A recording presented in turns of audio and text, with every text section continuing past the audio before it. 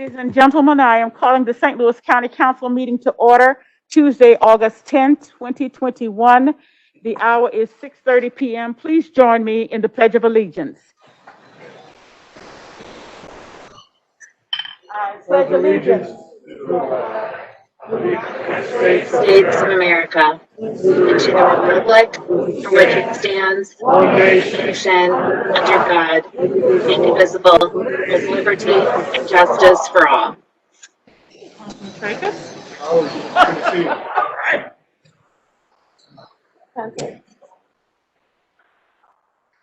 Madam Clerk, please call the roll. Councilmember Days. I think that was me, right? Aye, or here. I don't know what you said. Okay. Councilmember Days. Here. Councilmember Dunaway. Present. Councilmember Fitch. Here. Councilmember Webb. Present. Councilmember Clancy. Here. Councilmember Tracus. Present. Councilmember Harder. Present. Madam Chair, you have a quorum. Thank you very much. Is there a motion for approval of the journal of the meeting of July 27, 2021? So moved. Is there a second? Second. All in favor, please say aye. Aye. Those opposed, Aye. no. Motion carries. The July 27, 2021 journal is approved. The August 30th, 2021 journal has not been finalized as yet. The voting order for this evening will be E. Tracus, Days, Webb, Clancy, Herder, Dunaway, and Fitch. Councilwoman Webb. Thank you, Madam Chair. I move to suspend the rules for the adoption and presentation of a resolution honoring the 15th anniversary of William C. Harris Funeral Director. Is there a second? Second. All in favor, please say aye. Aye. Those opposed, no. Motion carries. The rules are suspended. Would you please read the resolution, Mr. Clerk? Yes, ma'am. Resolution number 2 this evening, introduced by Council Members Webb and Days. Resolution, whereas William C. Harris Jr. began his career. I'm sorry. I'm going to go down, excuse me. I'm going to ask the guest of honor to please stand before you read the resolution. Yes, ma'am. Would you gentlemen please stand and join me at the front of the council, please?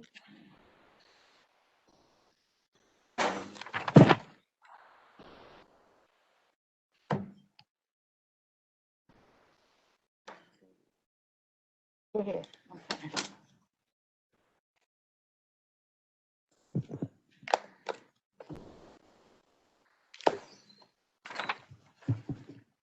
Madam Chair, continuing with resolution number 2 this evening, introduced by Council Members Webb and Days. Resolution, whereas William C. Harris Jr. began his career in the funeral business in 1977 when, at the age of 12, he answered phones and washed cars at Ellis Funeral Home in St. Louis. And whereas Mr. Harris graduated from University City High School in 1983 and became a licensed funeral director at the age of 18. And whereas the first location of William C. Harris Funeral Directors was established on July 19, 2006 at 9825 Halls Ferry Road in St. Louis County. And whereas while a fire at the original location in January 2017 would have caused some people to throw in the towel, Mr. Harris' desire and calling to serve people, along with the biblical quote from Isaiah 54:17 of, quote, "No weapon formed against me shall prosper," end quote, allowed him to instead use the opportunity to expand his business. And whereas William C. Harris Funeral Directors now has 4 locations, 3 of which are located in St. Louis County, employing more than 25 people.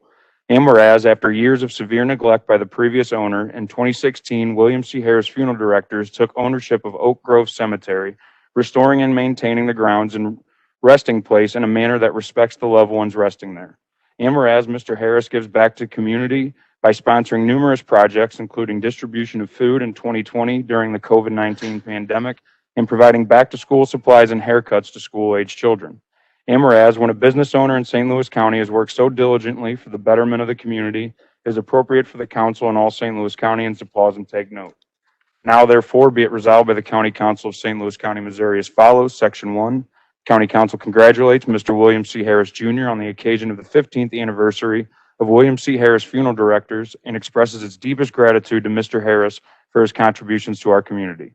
Section 2, the Administrative Director shall send a certified copy of this resolution to Mr. William C. Harris Jr. Thank you, Mr. And I would like to take this time to Madam acknowledge. Chair, we need to vote first on the resolution. All in favor, please say aye. We have to take a roll, Madam Chair, we have to take a roll call. Roll call, please. I need a motion and a second. All right, we need a motion to adopt the resolution. Is there a second? Second. All in favor, roll call, please. Councilmember Days. Aye. I thought we were starting with E, Oh, Tracus. I'm sorry. Councilmember Tracus. Aye. Councilmember Days. Aye. Councilmember Webb. Aye. Councilmember Clancy. Aye. Councilmember Harder. Aye. Councilmember Dunaway. Aye. Councilmember Fitch. Aye. Madam Chair, on resolution number 2, there are 7 ayes. Thank you very much. Resolution number 2 is adopted. Awesome. I'm Thank you done. all so much. Please join me in congratulating William C. Harrison.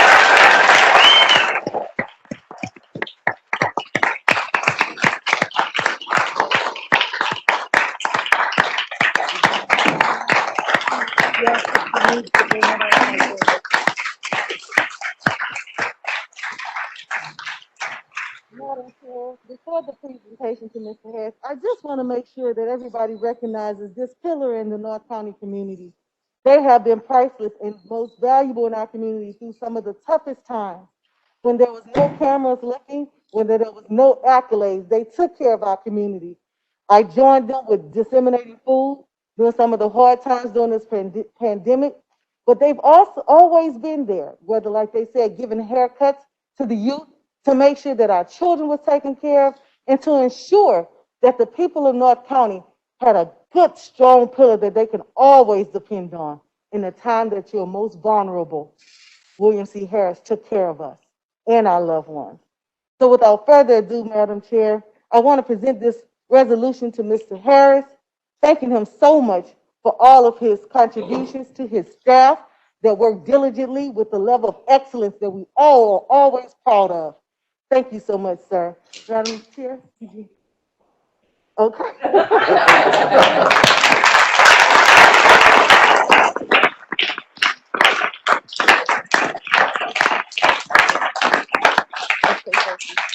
Thank you. So would you like to make- Okay, but nobody else is speaking. Thank you so much.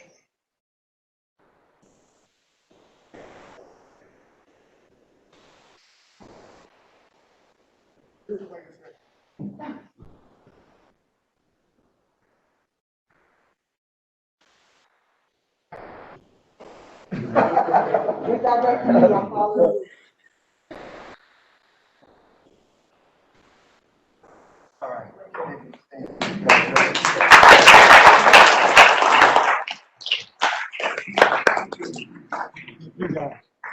God bless you all.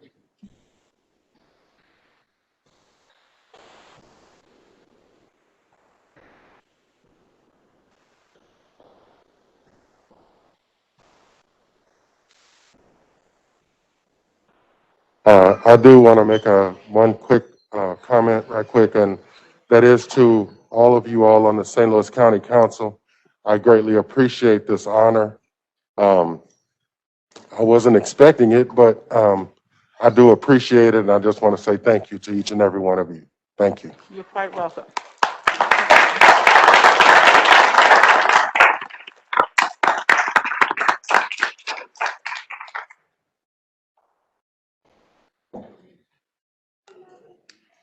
We have no bid openings this evening, so we will move to communications.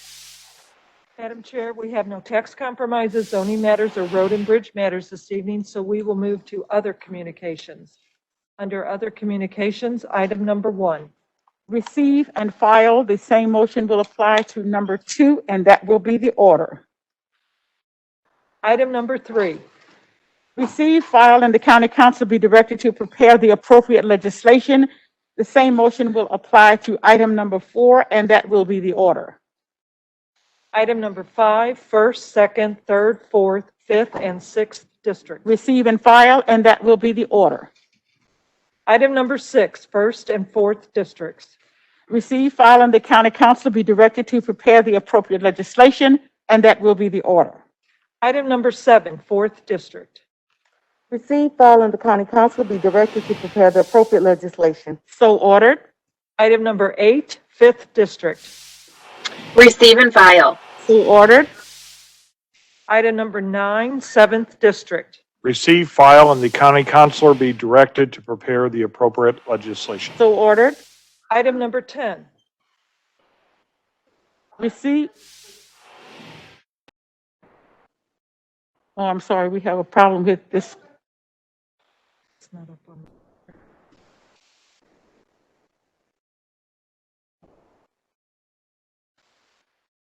Are we on number 10?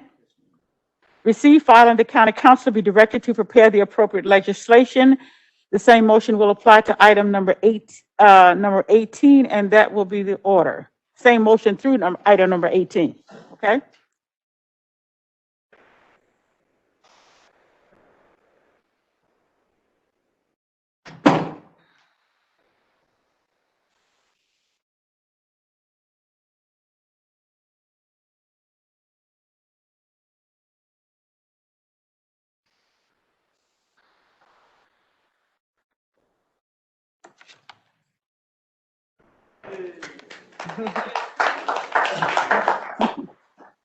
Moving on to item 19, 7th District. Receive, file, and the county councilor be directed to prepare the appropriate legislation. So ordered. Item number 20, 2nd, 4th, 6th, and 7th Districts. Receive, file, and the county councilor be directed to prepare the appropriate legislation. So ordered. Item 21, 6th District. Receive, file, contract in amount not to exceed $172,154.14. Be approved and awarded to Gerstner Electric Incorporated, the lowest responsive bidder, as recommended. Authorization for revision of the existing traffic control devices be approved as requested. Is there a second? Second. All in favor, please say aye. Aye. Those opposed, no. Motion carries. Moving to add-ons, Madam Chair. Item number 1, 1st District. Receive and file, and that will be the order. Item number 2, 5th District.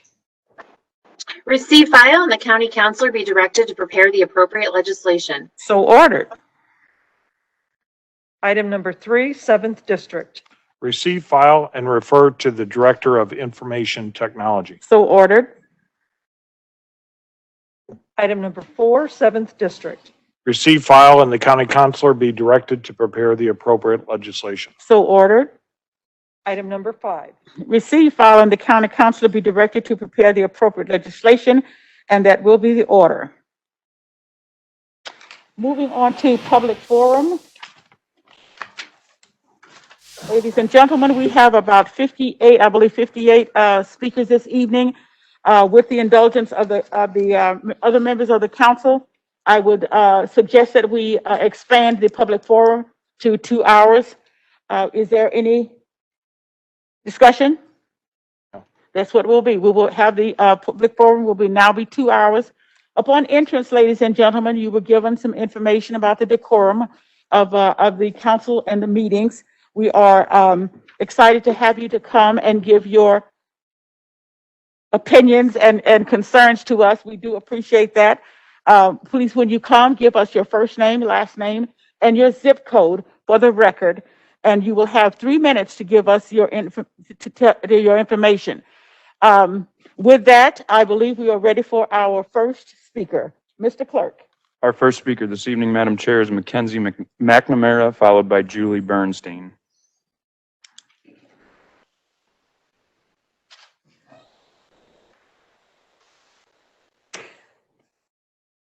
What did you need from me when I come up here? My name and zip code? Is that what you said? I'm Dr. Mackenzie McNamara. I'm in 63367 now. I just moved to Lake St. Louis. I'm a doctor of chiropractic, business owner, mother, and international speaker on health and wellness. We're now 83 plus weeks into 2 weeks to flatten the curve. Something is wrong here. For a virus with a 99+% recovery rate in most of the population, something's wrong here. Forced masks that aren't effective in blocking particles smaller than 100 microns, and the COVID-19 particle is 0.125 microns small. Something is wrong here. The COVID-19 virus has never been isolated in a lab. In a recent court case in Alberta, Canada, the health minister was unable to provide evidence of the existence of the COVID-19 virus, and the case was dropped against the citizen. Something's wrong here. Mr. Khan's amendment to the county health policy stating after 3 months from your last dose, you are no longer considered a fully vaccinated person. Something is wrong here. Despite mass censorship and the fear-mongering mockingbird media, we, the people, are intelligent enough to see what's happening. This is not about health. This is not about controlling a virus, which you cannot do, by the way. This is an attempt to control the people. There's a clear agenda to promote a dystopian techno-medical dictatorship, a one-world government spoken about by every president since Bush Sr., the Rockefellers, the Bilderberg Group, Bill Gates, global leaders, and warned against by JFK shortly before his assassination. The Nuregberg Trials, held after the atrocities of World War II, created a code of foundational medical ethics requiring informed consent and refusal that no one may be coerced to participate in a medical experiment. Yet here we are, being coerced, jobs threatened, and having our papers checked. There's something wrong here. The vaccine is under emergency use authorization only. It's experimental, period. It has been shown to be more deadly and have more adverse events than any vaccine in the history of the vaccination program in this country ever. And it's only 6 months along. It's also demonstrated antibody-mediated viral enhancement. That's a condition that's occurred after every SARS coronavirus vaccine in animal studies and why it's never been used in humans before. The vaccine causes the immune system to react in an unusual way, making the virus worse than it would be in a native infection, spreading through vaccinated individuals, hence an outbreak in the middle of the summer when vitamin D levels are the highest, which a natural occurring respiratory virus does not do. There's something wrong here. This is not a false dark web talking point, Mr. Page. This is basic science.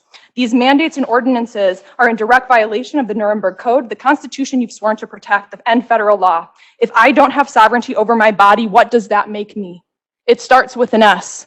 What does that make my children? Council people, will you be personally responsible for allowing the installation of draconian policies that will end freedom as we know it for our children and grandchildren and yours? Or will you stand with us, and for the freedom you vowed to protect? We are a free people. Tyranny will not be tolerated, not now, not ever, and we will not comply. Thank you.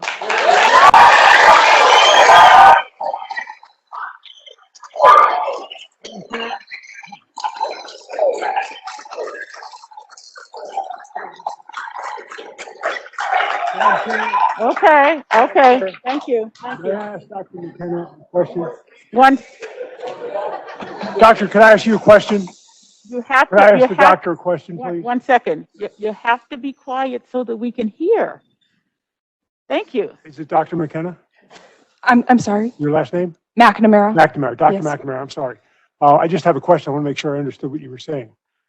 Did I understand correctly that your position or your opinion is that the masks that most people wear, cloth masks or the surgical masks, do not provide sufficient protection or prevention? That is my opinion, yes. What about N95 masks? That's a little bit different. They have a different particle size that Correct. gets through. And so would N95s be effective?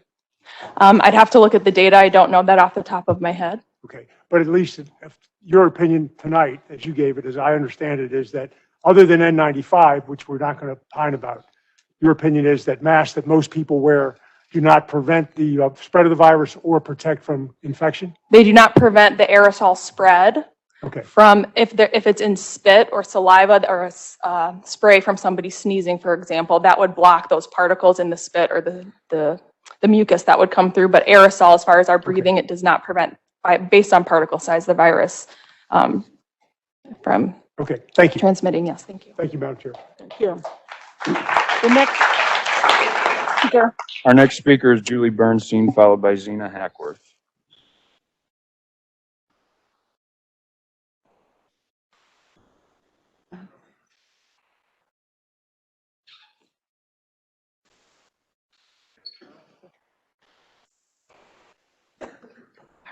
Here we go. Because of these childish games, Sam Page and your lapdog have caused me loss, sleep, mental agony, time, money, gas in my car for me to come down here and fight for our rights week after week. I'm speaking tonight to make sure Sam Page and your lapdog cronies don't impose Fourth Reich medical tyranny against our freedoms.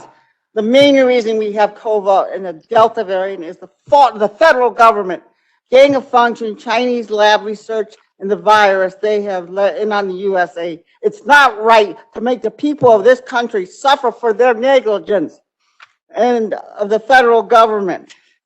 States that have the highest vaccine rates also have the highest infection rate. The push for mass mandates, vaccines, and open borders have triggered the Delta variant. Masks don't work and vaccines don't work, but there are doctors who can prove the fact that the mask and the vaccines are making people sicker than ever. I take their word over the news media. Even the designer of the mRNA vaccine will tell you it has high protein spikes that have a high rate of serious side effects and even death. Also, there is not an FDA approved, and we do not know the long-term side effects. We do have the right to consent under the Nuregberg Code. That are forcing us to do so would violate the Nuregberg Code and trials.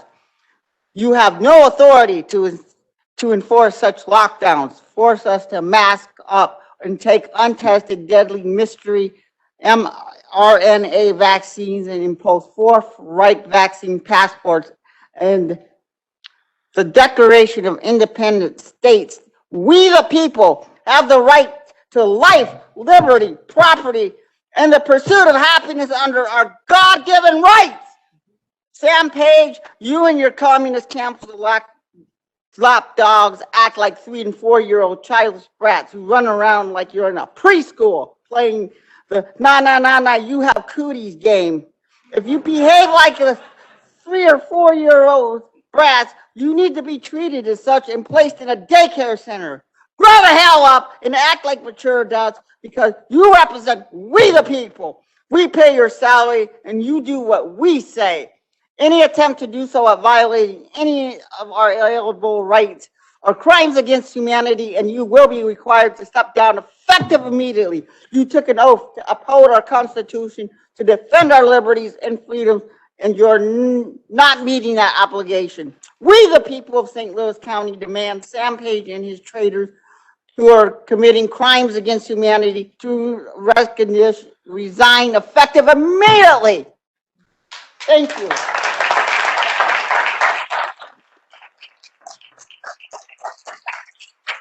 Our next speaker is Zena Hackworth, followed by Mark McCloskey. Zena Hackworth, 63129. Thank you, Madam Chair. The CDC's mask policies, I've looked through almost every day. There are no mask mandates under the CDC. They have guidelines and recommendations. So what we ask of this council is that we hired you not to tell us what to do, but to give us guidelines, recommendations, and facts, not fear, not mandates, and not manipulations, because we are able to make decisions for ourselves and for our families. I saw a letter that Lisa Clancy sent to Chairwoman Days, and she, at the end of that letter, made a decision to stay at home to protect her family. She has that right. But we as citizens, we have the right to make the decisions for our families that are best for us. So for her to say that she can have the right to make decisions for her families and for herself, but that we can't, I think is unconstitutional. I just wanted to read 2 excerpts from the Declaration of Independence. One is, we hold these truths to be self-evident, that all men are created equal, that they are endowed by their Creator with certain inalienable rights, that among these are life, liberty, and the pursuit of happiness, that to secure these rights, governments are instituted among men, deriving their just powers from the consent of the governed, that whenever any form of government becomes destructive to these ends, it is the right of the people to alter or to abolish it, and to initiate new government. And then the next part is this. Gotta see how much time I have. But when a long train of abuses and usurpations pursuing invariably the same object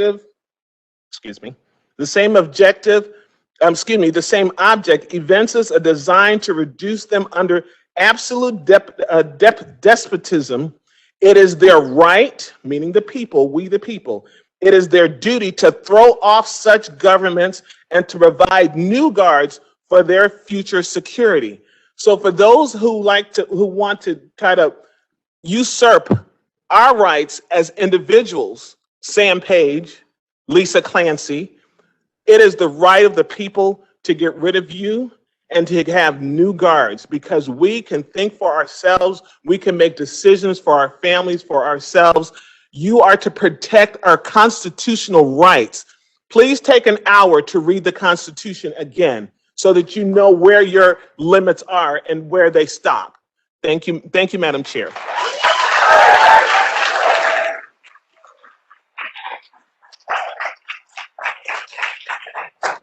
Our next speaker is Mark McCloskey, followed by Stephen Perry. My name is Mark McCloskey. My zip code is 63108. I see that the county executive, Sam Page, is not here tonight. He's also not wearing that ridiculous piece of cloth he has over his face when he sits up in this chair. He knows, as a medical doctor, that that ridiculous piece of cloth would not protect him or his patients. If he went into the operating room as an anesthesiologist wearing that ridiculous piece of cloth, he'd be tossed out on his rear end, and he knows it. When he tries to impose that upon a free people, he knows he's lying. He's only doing it to control the population, to teach us to be sheep. When you remove reason from rule, you can rule anything. This is a free country. We are adult human beings. We have that Declaration of Independence. We have a government by consent of the governed, and it is time to pull that consent back. We have a president of the United States who expands an eviction moratorium, announcing that he knows it's unconstitutional, but he's going to do it anyway. We have a county executive who, despite his knowledge that the legislature has given this body the power to rescind his health mandates, stood in this chamber, watched the council vote pursuant to that statute, vote down his mask mandate, and then the next morning stand up in his backyard wearing, once again, that ridiculous piece of cloth, take it off his face, tell us he doesn't care about the law doesn't apply to him. Then, in order to protect his trees and his grass from his virus, he puts his mask back on and walks back towards his house. That's how realistic this thing is. The county executive and the county council members in exile on that television screen aren't afraid of a virus, but they're very afraid of a very visible population. It's time for each and every one of us to take personal responsibility for our own freedom. Just stand up and say, we will not be sheep, we will be a free people, and we will not consent, and we will not comply. Thank you, ladies and gentlemen.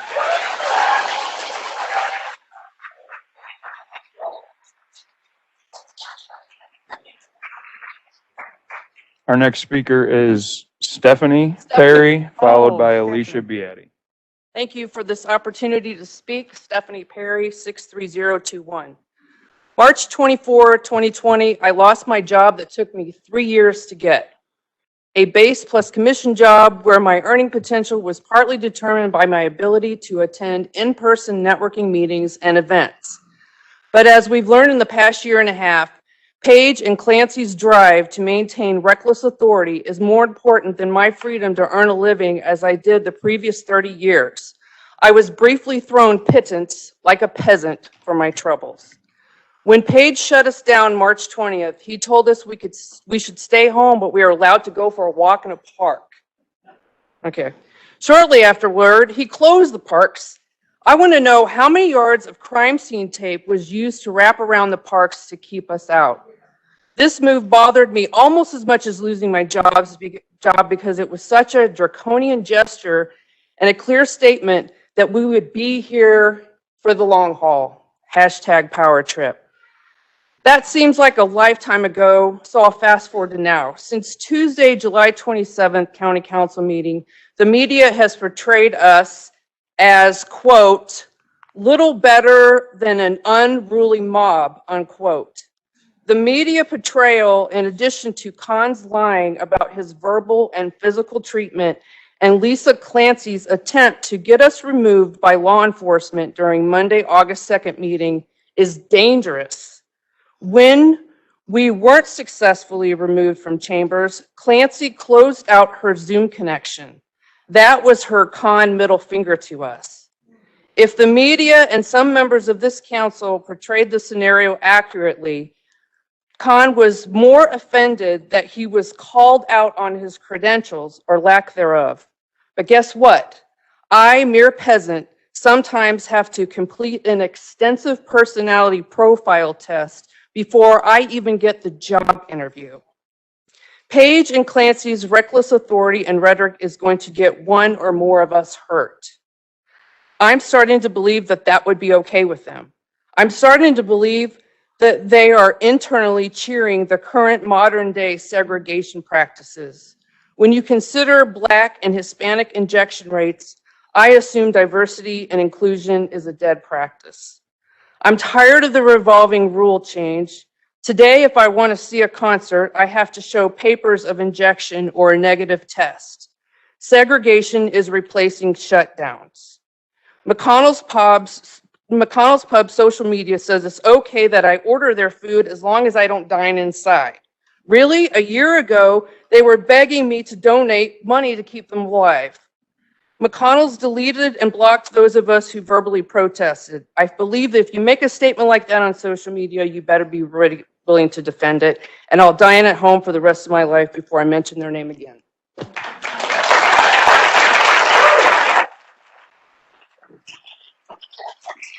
Our next speaker is Alicia Beatty, followed by Renee Hartman.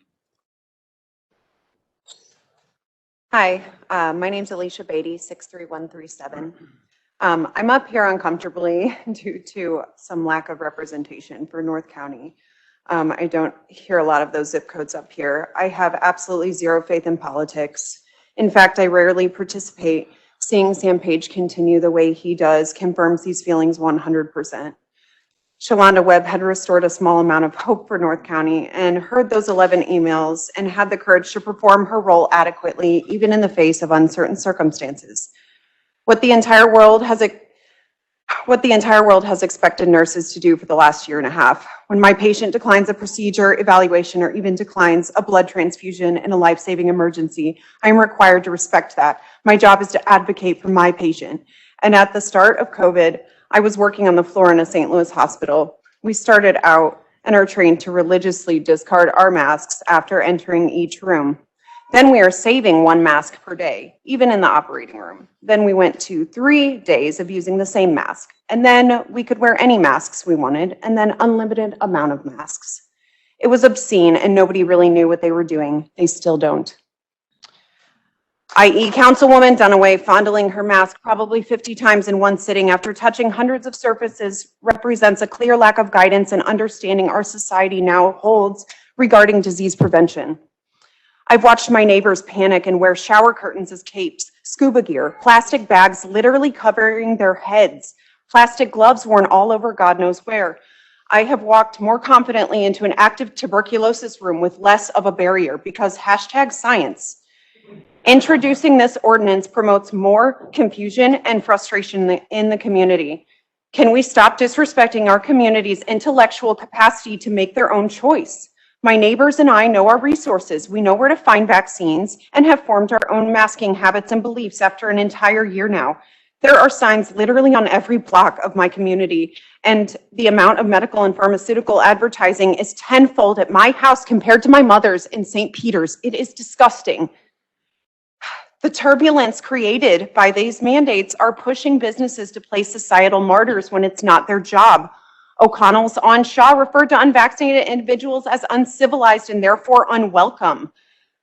STL Corona states it in their definition section that a person is no longer considered a fully vaccinated person 3 months from the last dose.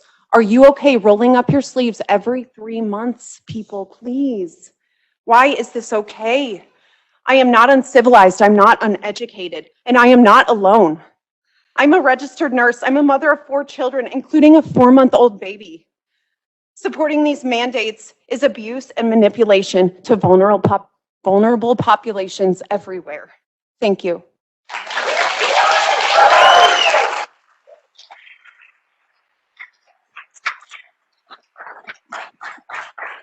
Our next speaker is Renee Hartman, followed by Shannon Cox.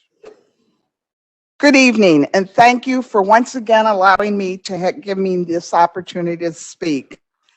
I still have a problem with Acting Director Dr. Khan, and I don't think it's going to go away anytime soon.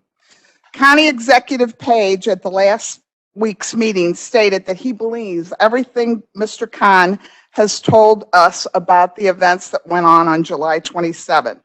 In short, County Executive, you are calling those out who were here to testify, to tell you what we seen or didn't see, to show the videos that didn't show anything. And when the police gave reports of things that didn't happen, I feel that you all called us a liar.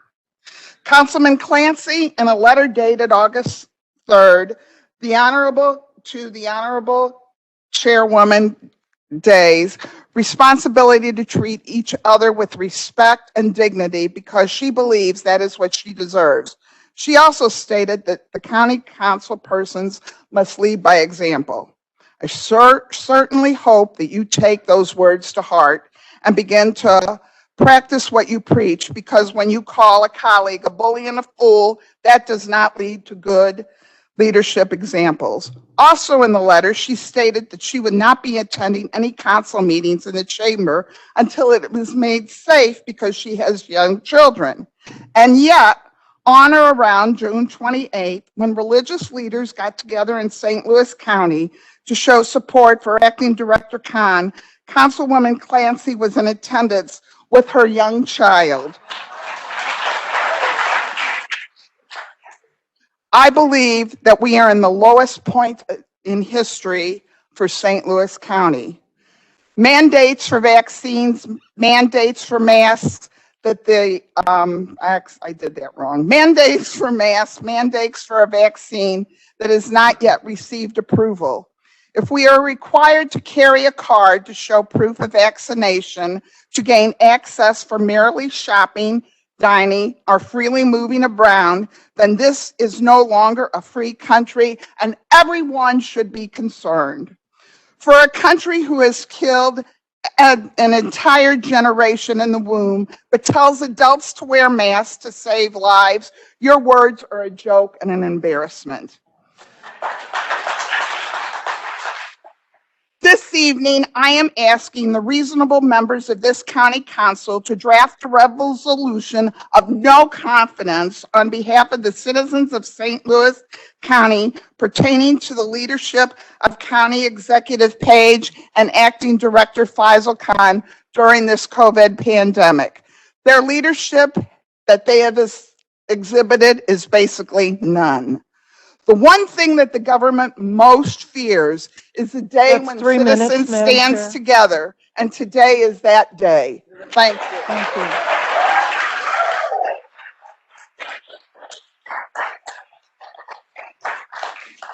Our next speaker is Shannon Cox, followed by Megan Hagan.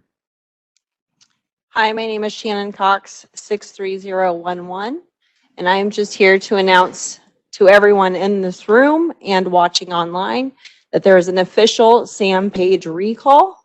And if you want to sign that, find us at Recall Sam Page on Facebook.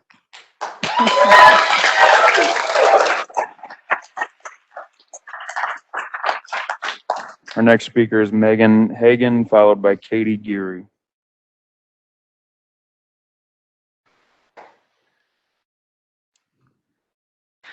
Good evening, council members and Madam Chair. I'm here tonight as a concerned citizen that is deeply troubled by the newly proposed mask ordinance, but even more troubled by the proposed ordinance requiring county employees to submit to COVID-19 injections or risk losing their jobs. I've emailed the council just some of the research that does not support the policy of mass masking or forced vaccinations. I hope you have a chance at some point to review the materials. I would also like to highlight something I do not think has received enough attention. Too many of us have been arguing that these injections are not FDA approved, as if that is the only rubric that should determine if someone takes a medication or biologic. Allow me to give you a non-exhaustive list of medications that were once deemed safe and effective by the FDA and were later pulled from the market. I apologize in advance for butchering these names. Accutane, Baycol, Bextra, Cylert, Darvon and Darvocet, DBI, DES, Duract, Ergamisol, Hismanol, Latronex, Meridia, Meritol, Aliva, Micturin, Midlagard, Omniflox, Palladone, Permax, Pondamin, Postacor, Propulsid, PTZ, Metrazole, Quaalude, Rapon, Raptiva, Raxar, Redux, Resilin, Celerkin, Celadane, Trazolol, Vioxx, Xerix, Zelmid, and Zelnorm. Many of these medications spent years on the market, some up to 55 years before they were pulled, and they are cumulatively thought to be responsible for numerous birth defects, serious injuries, and thousands of deaths. So just from this list, we know there are medications that can cause serious harm or death that the FDA has in the past deemed safe and effective, and they were wrong.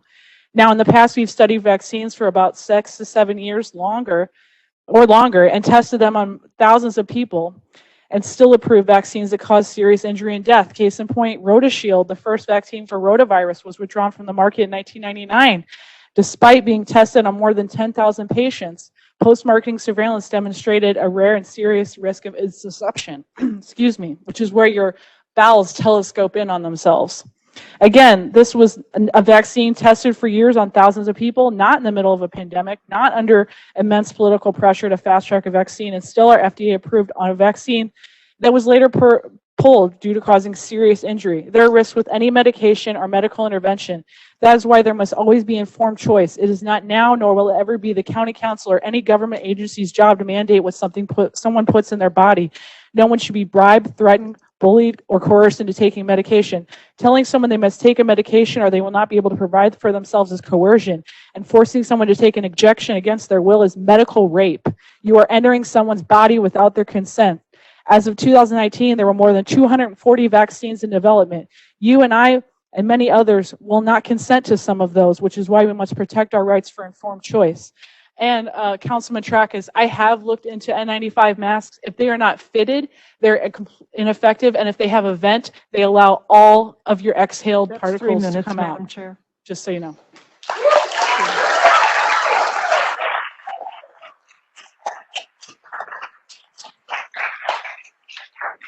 Our next speaker is Katie Geary, followed by Jessica Moran. Hi, nice to see you guys again. Katie Geary, 63128. I would like to spend my Tuesday nights at home though, so hopefully we can put an end to this.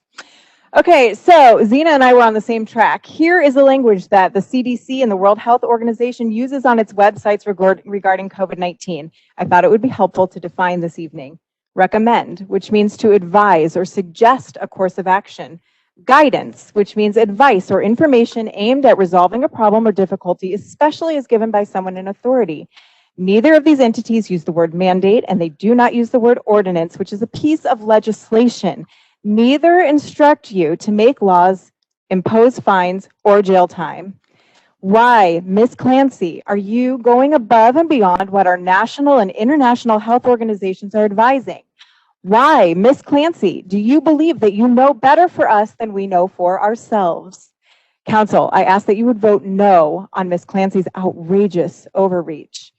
Now, Ms. Webb, I have to talk to you about this vaccine mandate that you're requiring for county employees and contractors. I would like to remind you guys last week that I asked us to start using terms like immunity for discussion about public health. Vaccination is only one form of immunity, and to fail to regularly communicate that natural immunity is the standard that vaccinated immunity is trying to achieve harms our community. According to the U.S. Department of Health and Human Services, the immune systems of more than 95% of people who recovered from COVID-19 had durable memories of the virus up to 8 months after they recovered. These results, also from the same source, results provide hope that people receiving the COVID vaccinations will develop similar and lasting immunities after vaccination. So did you catch that?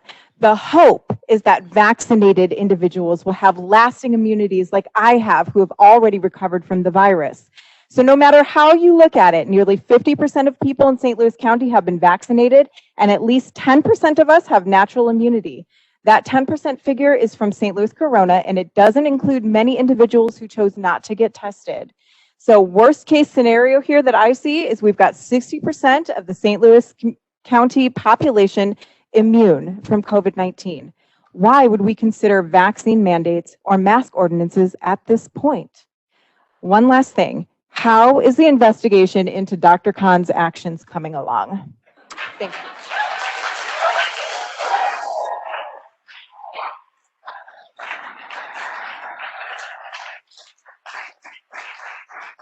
Next speaker is Jessica Moran, followed by Sarah Larson.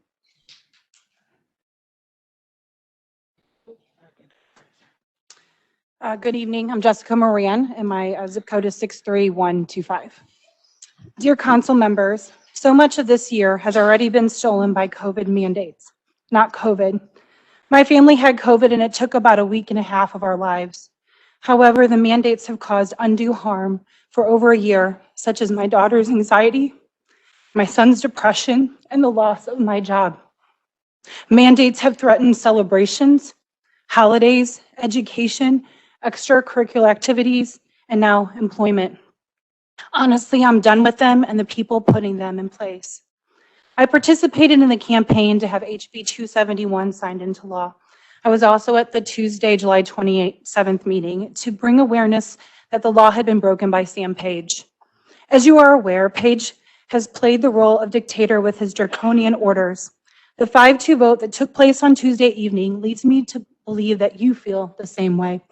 In doing so, I would ask that you do not play Sam and do not do the same to us. Don't assume that you know what is best and force others to mask, vaccinate, shut down, etc.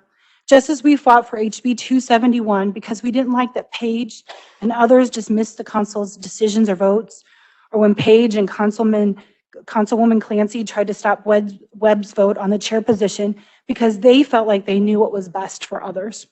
I would ask that you do not do the same. Please do not force or threaten others into either getting something injected into their bodies or lose their job or be subjected to constant scrutiny through testing. The people I know have refused or decided to wait on this vaccine have done so with much research and consideration. They are not selfish or ill-informed or conspiracy theorists. The wonderful thing about informed consent is two people with the same information can make two completely different choices, and neither of them is right or wrong. That is what medical freedom should be. There are benefits and risks to every medical decision. Doing the right thing means you weighed the risk and benefits for yourself. The only wrong decision is made purely out of fear, social pressure, emotional reactivity, and of course, force. I don't want my neighbors to be marked, segregated, or discriminated against for their personal medical decisions. I recently heard someone describe power as the ability to reward people that are in line with your interest and punish people who do not.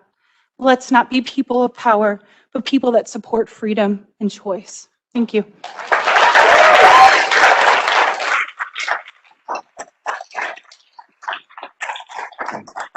Our next speaker is Sarah Larson, followed by Randy Larson. Hi, I'm Sarah Larson from 63122. And it's kind of crazy that I'm standing here, you guys, because I hate public speaking, like hate it. And I am a shy person, but I have been provoked. You guys have done it, like you've provoked me. And you're messing with our liberty and you're messing with our children. So first, I just want to remind you of your duty and primary responsibility to secure the blessings of liberty, as stated by the preamble. The Constitution was never created as a mantle to wrest constraint over the governed, but rather to demand constraint on those that govern. So may I remind you, you are deriving your just powers from the consent of the governed. And if you do not frequent this glorious document, one of the most beautiful documents ever written, read it often, please. The most impactful and effective leadership is most beautifully illustrated, not in the power it exerts, but in the restraint it displays. This is overtly articulated and intentioned by our founders as a direct reaction to the tyranny they fought to escape. So there are tyrants and cowards who implement the base motivation of coercion through force, penalty, and fear. And there are others who deploy their powers of persuasion, which can be effective. But the highest and the purest form of motivation is instilled through the beauty of inspiration. So in 1984, when Ronald Reagan achieved a historical landslide victory of 49 state sweep because he inspired the common man. And in 1941, after an unprovoked attack on Pearl Harbor, the U.S. joined the fight against the Axis powers' attempt at global domination. My grandfather at 19 did not need to be persuaded to enlist or coerced to enlist. He was inspired. So be better, do better. Inspiration draws on love while coercion is rooted in fear. And 2020 rode the wings of fear perpetuated by our leaders, politicians, and media. Be better and do better.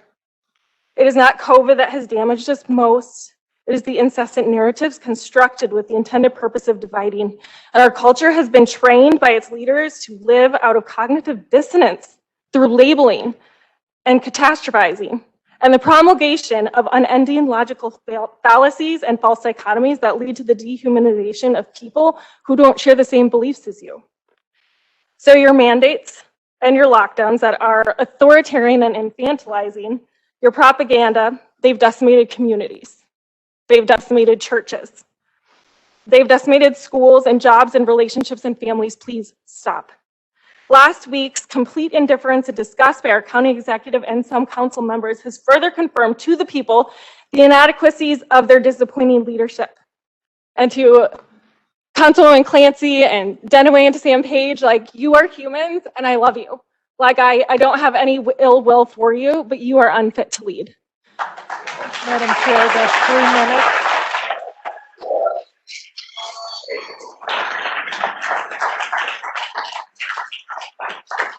Our next speaker is Randy Larson, followed by Louise Kingsbury. Randy Larson, 63122. Now you guys can see why I have 5 kids.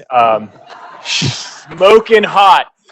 I did a undergraduate degree in Los Angeles, then a master's in philosophy, then I went to WashU for law school, and then an LLM in taxation from law school, and finally a certified financial planning designation before finally ending my 12 years in school. I'm not saying I'm sophisticated enough to go to Obama's parties maskless, but I'm not a deplorable from Clinton. And I represent a large group of people that I talk with that I want you guys to hear just a little bit about. I actually don't have a prepared speech. I heard about this meeting about an hour and a half ago and had an opening in my schedule, but I just, as a father of 5 kids between the ages of 5 and 17, and as just a resident of Kirkwood, we have a home that backs up to Powder Valley Nature Center. I want you guys to just hear a little bit about what I'm hearing on the streets. And it's pretty simple. Please get out of my life.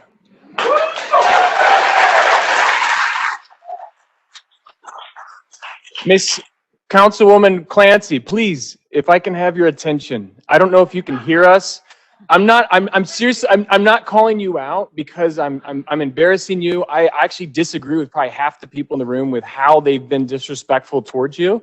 I am trying to win you right now and tell you I have children. I am here for one reason.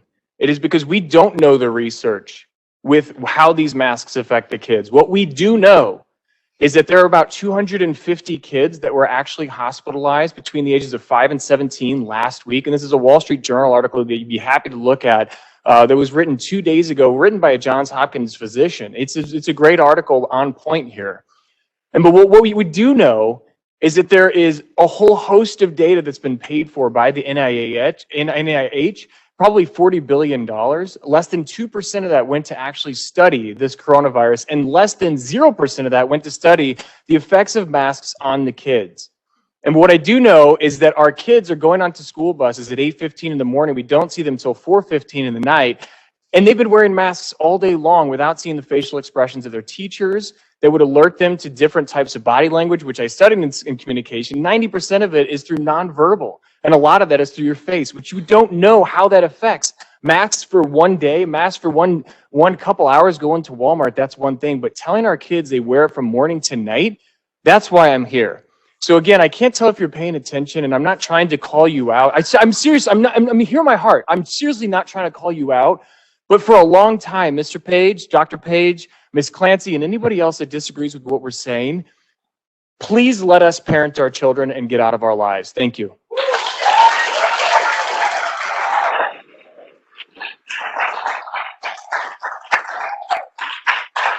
Our next speaker is Louise Kingsbury, followed by William Hermanson.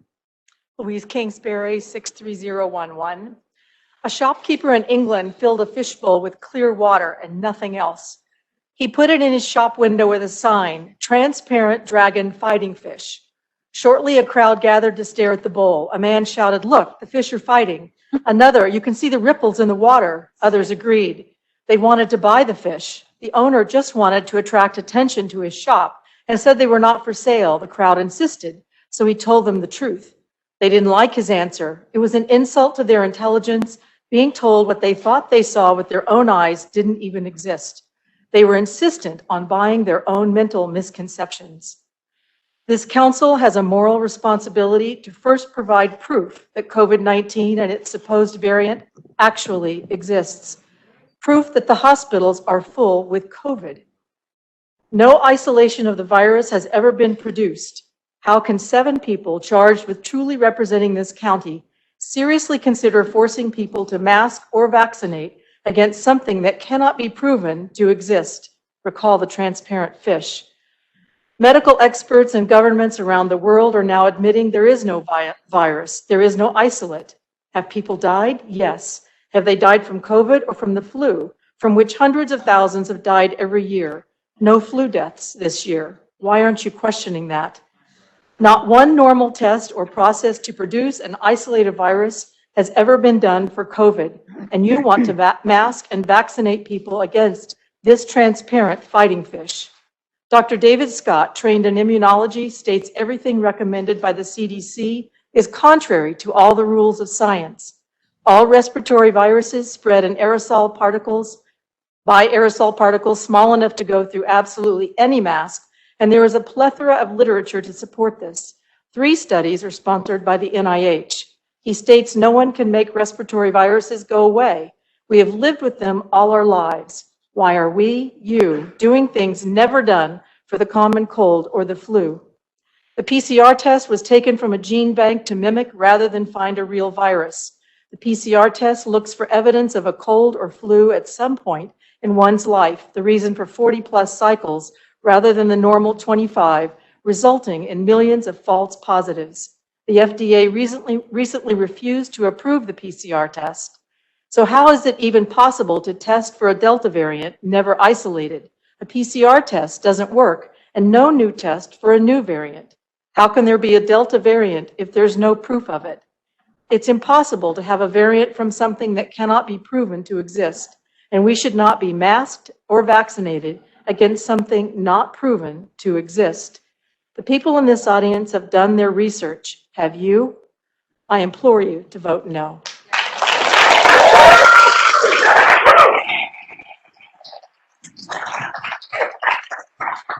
Our next speaker is William Hermanson, followed by Christina Bracey. My name is William Hermanson, 63011. A previous speaker mentioned that America entered World War II after the attack by the Japanese on Pearl Harbor. The man in charge of the entire operation was Admiral Isoroku Yamamoto. When he got word that the attack had been successful, he famously wrote in his diary, "I fear all we have done is to awaken a sleeping giant and fill him with terrible resolve." The pilot who led the attack, Mitsuo Fuchida, would miraculously survive the war, convert to Christianity, and he and his children became U.S. citizens. His reconciliation many years later with a Pearl Harbor survivor was stirring in its demonstration of how good ultimately triumphs. The totality of corruption in our government, media, big tech, and other institutions, and the recent militarized health initiatives constituting institutional murder have served to finally awaken the sleeping giant again. The attacks on our rights finally reached the level of an invasion by a foreign state, and more citizens every day are being filled with a terrible resolve to restore our original republic that has been stolen from us slowly over the years. The extent and intensity of that terrible resolve is just coming to the surface. Look at those of us who have never been in front of you before this year. We will hold our public servants to the standard of protecting our inalienable rights of life, liberty, and property. If they do, we will support and respect them. If they do not, we will replace them. Republican or Democrat labels no more matter. There will only be patriots and those who stand in the way. We will be united in one cause, the restoration of the greatest government ever conceived, the Republic of America. We are engaged in a battle of information, and we will not always win. There have already been numerous casualties, economic, social, and physical. But once ignited, that terrible resolve will only grow more consuming and will not abate until the war is finally won. We will not comply with unconstitutional laws. We will not comply with our rights being stolen or repressed. George Washington lost every battle until when almost all hope was given up the day after Christmas in 1776, he won at Trenton. Then he never lost again. Our resolve is sure. We Madam have Chair, that's models 3 and a minutes. history we can emulate. Thank you.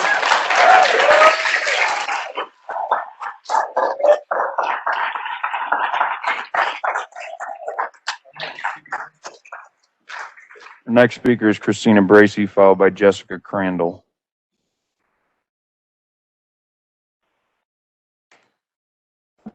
My name is Christina Bracy, 63139. Thank you for allowing me the opportunity to speak. The Pledge of Allegiance says liberty, and I'm here just for that, liberty. I believe that everyone is responsible for their own health, and everyone's health needs are different. My husband died today, 7 years ago, because of a heart condition he was born with. My 21-year-old son was also born with a heart condition, and I did everything society told me to do with him. In turn, he developed autism after the MMR vaccine, and because of the link to heart issues, I will not have him vaccinated against COVID, which, if it becomes a mandatory vaccine, will further have him discriminated against now for more jobs, not only because of his autism, but because of his personal health decision that will benefit him. I don't look to others to wear a mask or to get shots to protect my son or my 8-year-old daughter. I teach my kids how to protect themselves to make sure their immune system is functioning at 100% through clean eating, probiotics, chiropractic care, acupuncture, holistic remedies, essential oils that, if used correctly, can be just as effective as antibiotics. My question has always been, if people are so focused on keeping each other safe and healthy, and state and government is involved, where's the line drawn?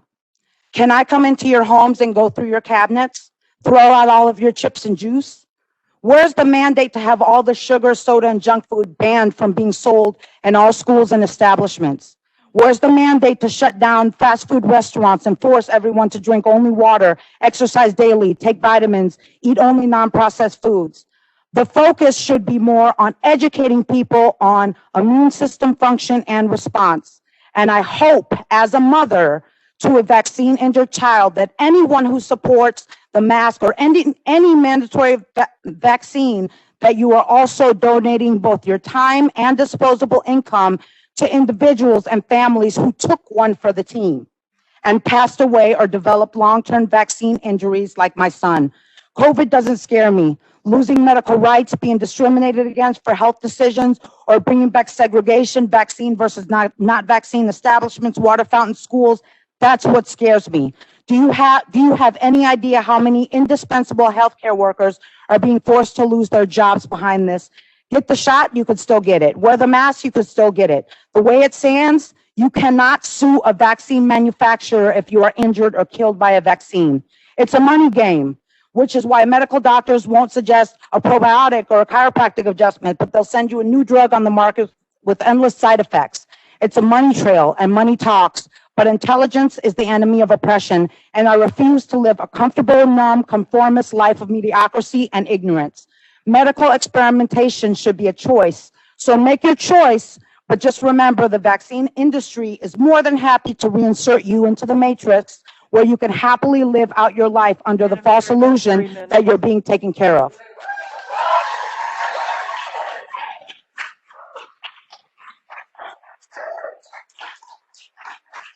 Our next speaker is Jessica Crandall, followed by Haley Walton.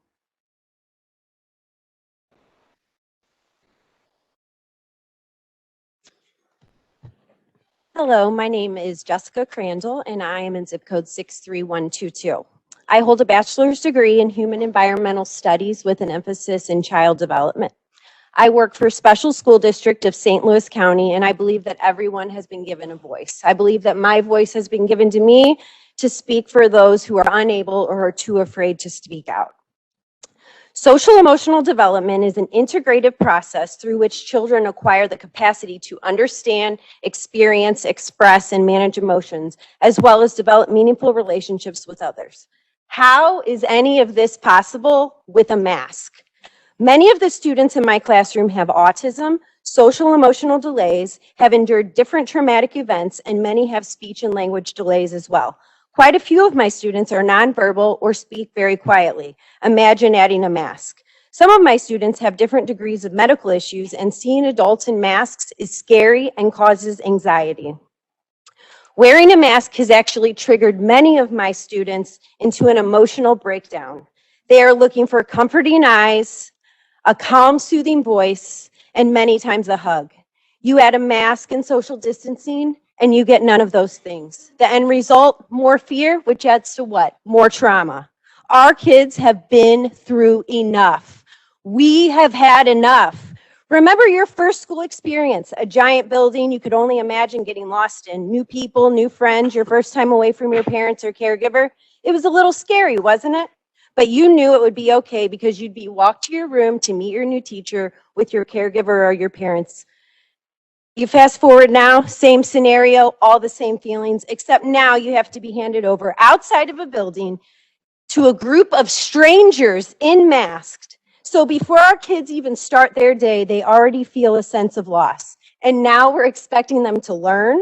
Social distancing iPad games, walking around like zombies to maintain a distance of 6 feet, and wearing face muzzles, including at recess and PE, is not how I want my children living. This feels more like Nazi Germany, not America, land of the free. We will be seeing the effects of this for generations. In March 2021, there was a news report and a survey that was taken by the students at the prominent Rockwood School District. It revealed that out of 852 students, 550 had recently considered taking their own life. 160 had actually attempted to take their own life, and 19 had just tried the previous week. As a mother of two, this is absolutely horrific. We have had enough of the pandemic COVID crisis nonsense. The real crisis is people like you, Mr. Page, who use their man-given authority to try and control others while you reap the benefits. What you don't know is that you don't have the right to take away my God-given breath and my God-given rights. And if you think you do, Madam Chair, you that's are 3 minutes. mistaken. I know that I am not the only one here who shares the same conviction as me, and we will not stop fighting until we're heard. Thank you.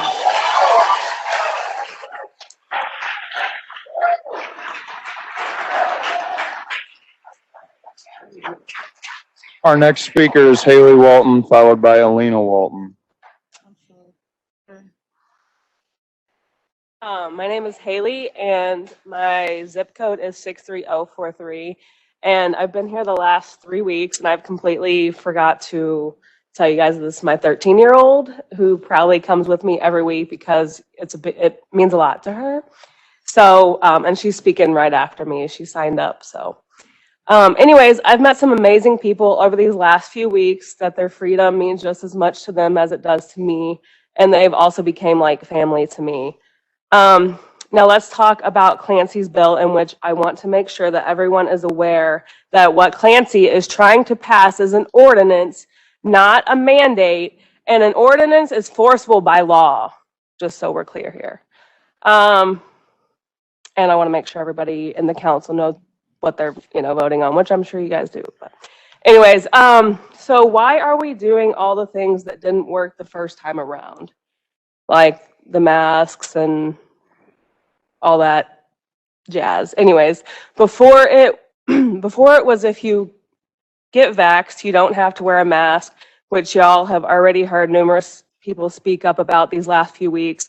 So I'm sure it will just be the same garbage, and they'll come up with something new to try to put on us to follow. A good friend of mine spoke with the director of her son's preschool. I believe she's in Afton. And they informed her that there would be disciplinary action if not wearing a mask.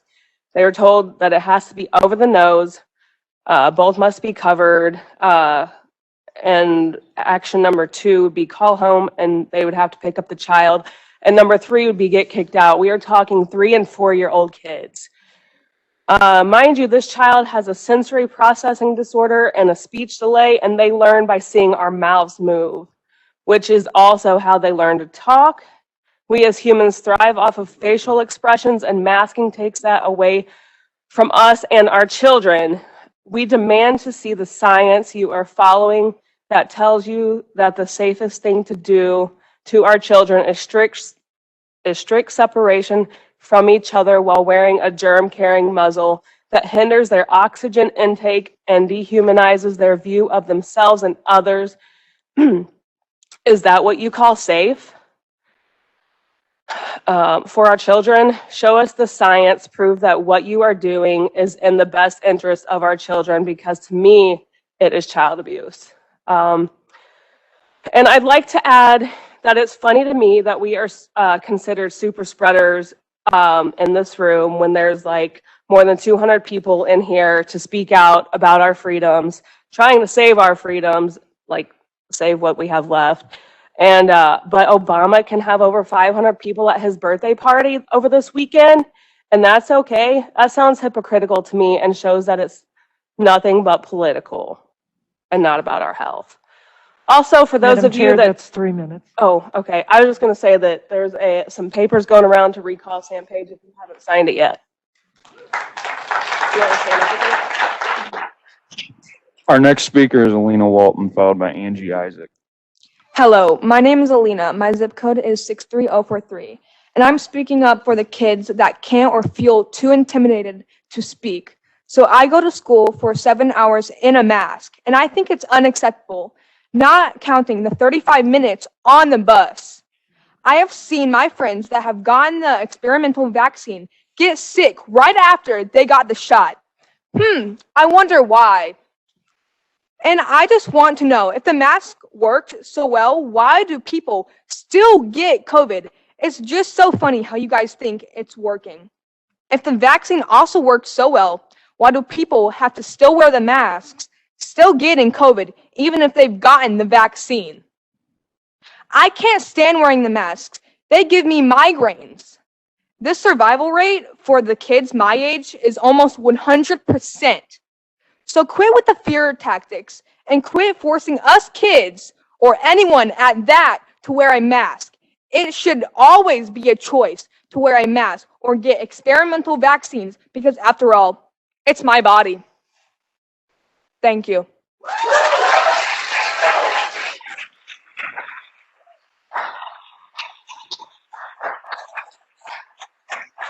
Our next speaker is Angie Isaac, followed by Sarah Isaac. Angie Isaac, 63040. Councilwoman Clancy, you're deceitful and deceptive. We see you. We know what you're trying to do. What you're introducing tonight is...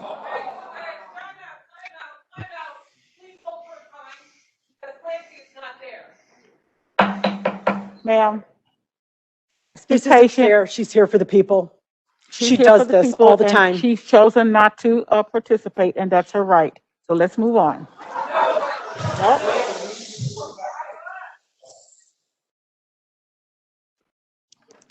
So I'm here to have my grievances heard, and I can't even do that. I hope you all understand what you're doing. I have a constitutional right to petition all of you with my grievances for redress, and she is denying me that. Councilwoman Clancy, you're deceitful and deceptive. We see you, we know what you're doing. The bill you're introducing tonight is not only a mask ordinance, but a vaccine mandate. You're threatening citizens by forcing them to cover their faces until 70% of the county is injected with a pharmaceutical drug. Trying to justify it by using Marxist terms such as collective good and common good shows your true motives, which is to force submission to your viewpoint. Collective good and common good, they have been used for the justification of the murder of millions throughout history. And let's not forget, this country has killed thousands and thousands of babies in the womb, especially Black babies. So you telling us to wear masks to save lives is a joke, and it's an embarrassment, and you're all responsible. Councilwoman Days and Webb, most of the unvaccinated and those with vaccine hesitancy in St. Louis County are Black, and then you're in your district. Their vaccine hesitancy is justified. They should not trust our current government. Some of your constituents may even work or contract with St. Louis County. Last week, Councilwoman Webb, you stated several times that no one tells you what to do, not even your husband. Councilwoman Webb, I believe you're introducing a mandate tonight that all county government employees receive COVID-19 inoculation or submit to regular COVID testing if they want to keep their jobs. Councilwoman Webb and Days, by voting yes to Councilwoman Clancy's regular COVID testing, Councilwoman Webb and Days, by voting yes to Councilwoman Clancy's ordinance, as well as your own mandate, Madam Councilwoman Chair, Webb, that's 3 minutes. regarding council. Just a couple more minutes. Okay.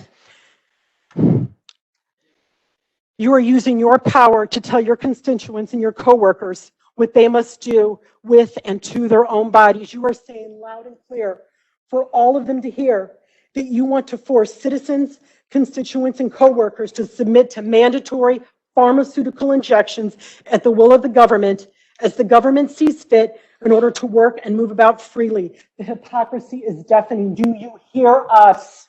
Ms. Isaac, I've given you extra time, so thank you so much.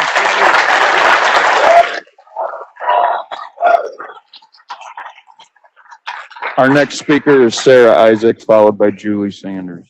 Hi, my name is Sarah Isaac. Last Tuesday, August 3rd, I attended the county council meeting, and I recall Councilwoman Clancy stating, "We need to stand together for public health." A few days later, she posted on her social media that there was no talk about our collective good, and she also said, "Doing the right thing is hard, but not doing the right thing is even harder." Councilwoman Clancy, I have a hard time believing forcing people against their will to wear a mask is the right thing to do, considering a box of surgical cloth masks even said, "does not work against preventing COVID-19. I'm not a doctor nor a scholar, but I know how to use common sense. Stop undermining our intelligence. Stop treating us like we're subjects. By enforcing an unlawful and unconstitutional mandate and claiming it is the right thing to do is infringing upon my right to choose what is best for my health and my safety. Forcing people to wear a face covering or get a vaccination is not about our collective good or the public health. It is about control and creating a false sense of security. The term common good or collective health has been used by tyrants throughout history. The common good is used to expand the power of rulers at the expense of the ruled. If you are that terrified of a virus with at least a 98% recovery rate, go ahead and wear however many masks you deem is appropriate. Get however many shots that your arm can handle. If you're that scared, why not just wear a hazmat suit and never leave your house? Here in America, we have the right to choose whether or not to wear a mask or to receive a vaccination. The liberty we have to choose is what makes America an exceptional nation. It is a right gifted from God, our Creator. Taking away that right, Councilwoman Clancy, is tyranny. And as evidenced throughout history, we the people will continue to stand together in unity to fight against tyrants like you and anyone else who votes yes to this ordinance. Eradicating freedom to eradicate a virus is a dangerous path to go down. Life is a risk, and with risk, we choose fear or bravery. We will not comply. Thank you.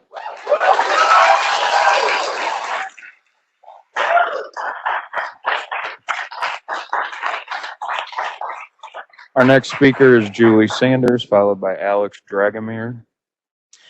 I'm Julie Sanders. I'm 63011. I want to thank the 5 of you who showed up to your job. I believe you are essential. I'm speaking to you tonight on behalf of the children and other vulnerable people in our county. Children who wear masks, children who are constantly reminded of the fear, their brains actually become hardwired in the back of the brain, the amygdala, and those pathways become super highways. So anytime they're triggered, it's an immediate physiological response and it bypasses logic and reason. That's a big deal. In the future, what we're going to see is children who are triggered by people who approach them on the sidewalk. They're going to be triggered by somebody touching their stuff, by trying to hug them. All of this trauma is going to bubble up later on in life, and we're going to see an epidemic, a true epidemic of mental illness. We're going to see anxiety, depression, suicide, substance abuse, self-medication. The list goes on and on. These kids will be high risk. So for the last year and a half, the responsibility falls on Sam Page for what has happened to these children. But if you vote on this tonight, the responsibility will fall on you. These children need to be protected from the fear. That's what they need most. And I would also say that people who have lived through trauma are traumatized by the mask. So adults also, you have no idea what some people have lived through. And to put a mask over them reminds them of very traumatic experiences. And you don't have a place to say, this is what you have to do. That is unfair and unjust and not American. Thank you so much for listening.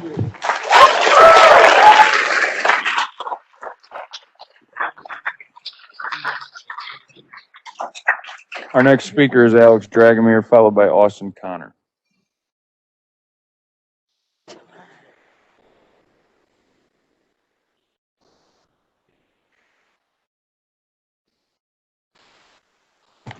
And my name is Alex Dragomir, and I live in zip code 63116. You know, and the people gathered here tonight to say enough, no more. You know, the best thing people can do to understand the world around them is what David Icke says, which is the world is run by psychopaths and run by idiots. You know, Aldous Huxley said, facts do not cease to exist because they are ignored. And so the massive chasm that needs to be crossed is the fact that there is no virus. There is not a single scientific paper on planet Earth that shows this alleged virus to exist. How can there be a virus, or if there was an infectious virus, why do you need a test, a PCR test that doesn't test for any virus, as its inventor, Kerry Mullis, stated? Why do you need to scam the death certificates of people who had died of other reasons? Why do you need to have an increase in the number of symptoms one has from all sorts of other things? Because it's a scam, because it's a way to just label everything COVID. And you know those images you see of a virus that people think is a virus. All that is, you know, with the little things sticking out of the ball, all that is a computer-generated image. You know, why do hospitals need to give incentives like $4,600 to diagnose people with regular pneumonia, $13,000 if the symptoms are dubbed COVID-19 pneumonia, and $39,000 if they put a COVID diagnosed patient on a ventilator, which will kill them? What did the Nazis say? They said, the bigger the lie, the more we'll believe it. And whether you believe this happened naturally or by accident or on purpose, the common theme is that there is a virus and that there is something that needs to be addressed, which justifies reasons to impose even more fascistic impositions and to justify even more fake variants. And by the way, these variants, if you have been paying attention, they're actually called by brain activity. They talked about alpha variants, beta variants, and now the Delta variant, which, by the way, Delta is the state in which we Madam have. Chair, that's 3 minutes. Mr. Jadimer, Is thank that you really very 3 much. minutes? Yes, Okay. sir. Okay, thanks. Our next speaker is Austin Connor, followed by Laura Strasser. Austin Connor, 63026. Something I didn't write down. Delta is actually a mathematical symbol for change, by the way. I understand I look young, but I have 3 college degrees, 2 in applied science. I'm a legal adult, and my life has only improved because I have the right to make medical decisions for myself without unwanted intervention from the government. And if I told you the specifics, maybe even you'd agree. I'm sure there are things we would all rather be doing. There are better issues we're tackling, things like our schools or traffic issues or crime. There are likely many other issues pertaining to the country or to the county that don't include attempts to micromanage the lives of the people who live and work here. But we've got this mask and vaccine thing again. Why? I suspect this move is as empty and performative as the time you listed your pronouns next to your name. Even I don't do that. Because the moral grandstanding for your radical base is more important than the majority of people you're supposed to represent. I suspect you push these because of politics. You might be playing for a team, not for St. Louis County, and certainly not for America. There are fringe elements on the right too, but this boogeyman that they all are a bunch of racist, selfish plague rats is simply not true. In fact, there's a lot of disillusioned left who agree with this on the subject of authoritarian control being a bad thing. Trust me, I was a Bernie bro in early 2016. I'm afraid of the slippery slope that follows if we let the line be crossed here. And the ordinance's end condition of a 70% vaccinated population is not as concrete as a specified amount of time. Those are conditions that may never be met, and it is undue pressure on people to take a medical procedure that may not be right for them. I wish this mask mandate marathon would end and we could all return to other issues. But until that happens, I urge the people to keep coming back. The people's participation in politics has been long neglected. Seeing the people getting involved with the process makes some politicians uncomfortable. They don't like it very much. And you know what? Good. I formally invite politicians who ignore, who belittle, and who push aside their constituents to be as uncomfortable as they can permit themselves to be. And for those holding office who don't treat us with condescension, to those who actually listen to us and at least consider our words, thank you.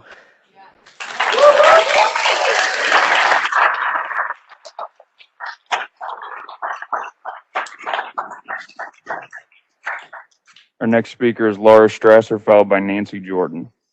Hi, I'm Laura Strasser, zip code 63131. Thank you for having me again this evening.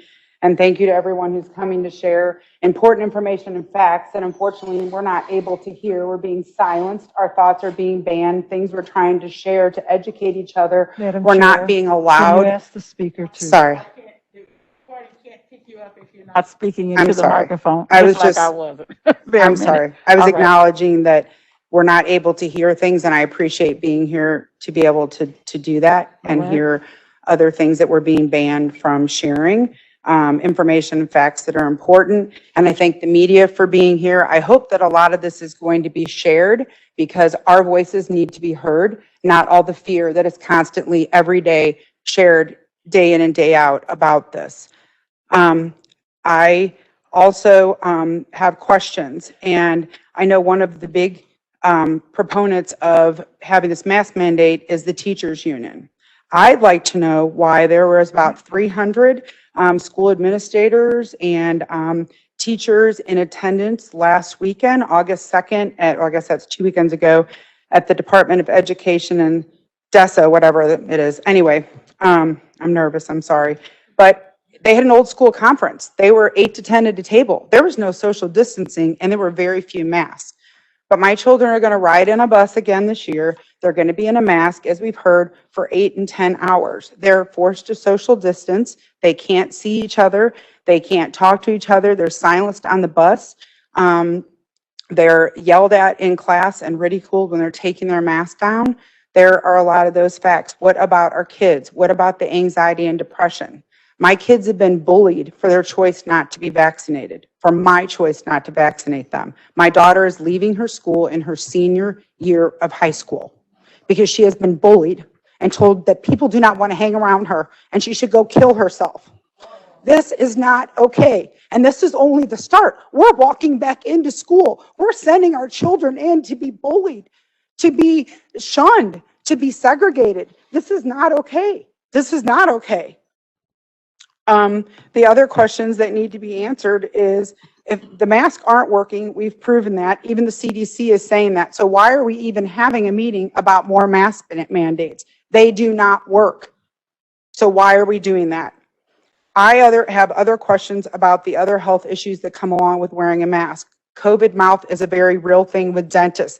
The bacteria is causing gum deterioration and other health issues for our children and even adults. Enough is enough. The last thing I'd want to know is, what is President Biden doing with the 3 million immigrants that have been let in the country without not only their COVID vaccines, but the other vaccines that we're required to get to be in attendance at many things? Thank you.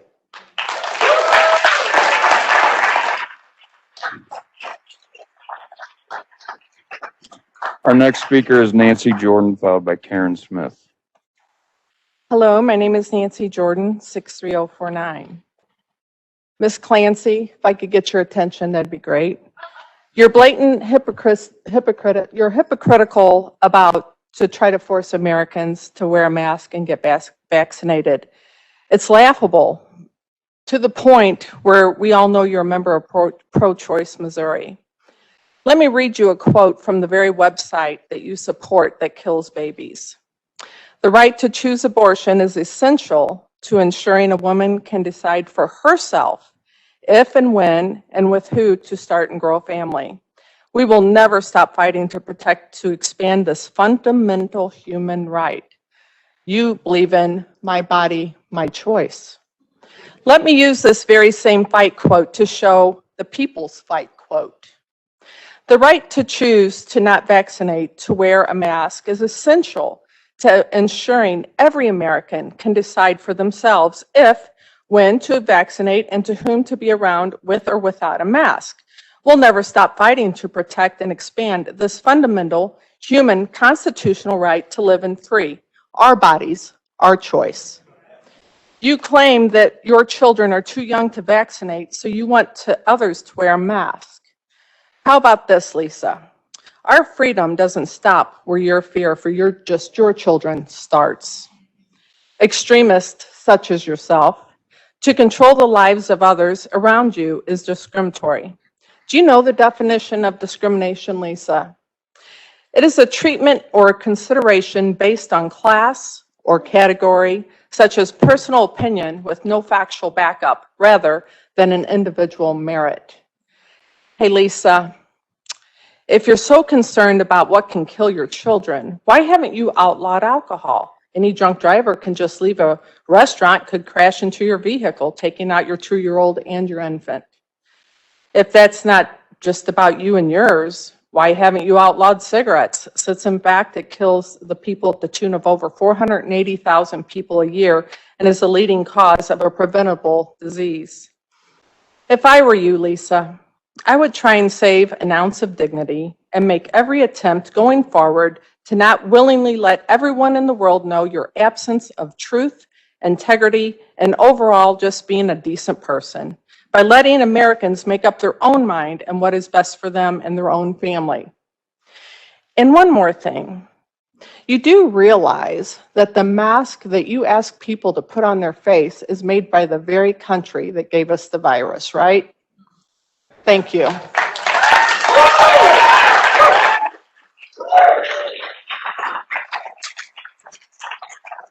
Our next speaker is Karen Smith, followed by Leslie Fogarty. Hello, my name is Karen Smith and my zip code is 63119. I have a question as far as communication, not us having the opportunity to communicate to you, but getting communication back. I've sent multiple emails and I have spoken before and I've never gotten for any of my communications anything back from anyone. I wouldn't imagine that other districts would need to email me back, but I would expect that my councilperson Clancy should at some point acknowledge it. I sent to all of the council persons this last week several pictures. I believe there are 7 pictures, and it was information about how the same photo, the same information, the exact same article was published in newspapers in 7 different states. The exact same narrative was used in Missouri, in Washington, D.C., in Florida, in Georgia, and 2 other places. That, to me, is cause for, we've been asking for data. What's the data? We're using data that's being shared all over the country. Is that true? Are those 7 children in that article? Are they ours in Missouri? Are they from Florida? Are they from Washington, D.C.? Or are they moving them around? So I contacted the Attorney General of the state of Missouri, and he did respond to me. And he sent me a letter that says, "Dear Mrs. Smith, thank you for bringing your concerns regarding the new mask mandates in St. Louis County and City to the attention of the Missouri Attorney General's office. These mask mandates are a classic form of governmental overreach. My office will not stand by while Missourians' rights and freedoms are being violated by these unconstitutional orders.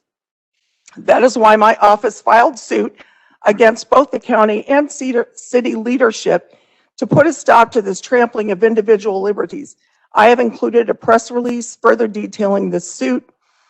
The input of sincere involved citizens is vital to good government, and your comments regarding the issues facing our state are always welcome. Should you ever require assistance in the future, please do not hesitate to reach out for help. I would also like to bring to your attention, and I will give copies to the clerk and ask them to be added to the record. I wonder if you're aware that it is against federal law to be vaccinated against COVID-19 for employment or participation at a university or other institution that violates federal law. It has all the information about that. It says that people should be informed and they have the right to refuse it. It is also against a federal law to mandate a person be tested against COVID-19 for employment or participation at a university or other institution. That's against federal law. We have the right to be notified and we have the right to refuse. Madam Chair, The that's 3rd 3 one minutes. is for masks, the same thing. Ms. Smith, wrap it Yes, up well, pretty it quick. is illegal. It is against federal law to mandate masks. It says it right here. I'm giving you Thank you 7 so much. copies. And give it to the clerk. Our next speaker is Leslie Fogarty, followed by Jessica Carter. Leslie Fogarty, 63135.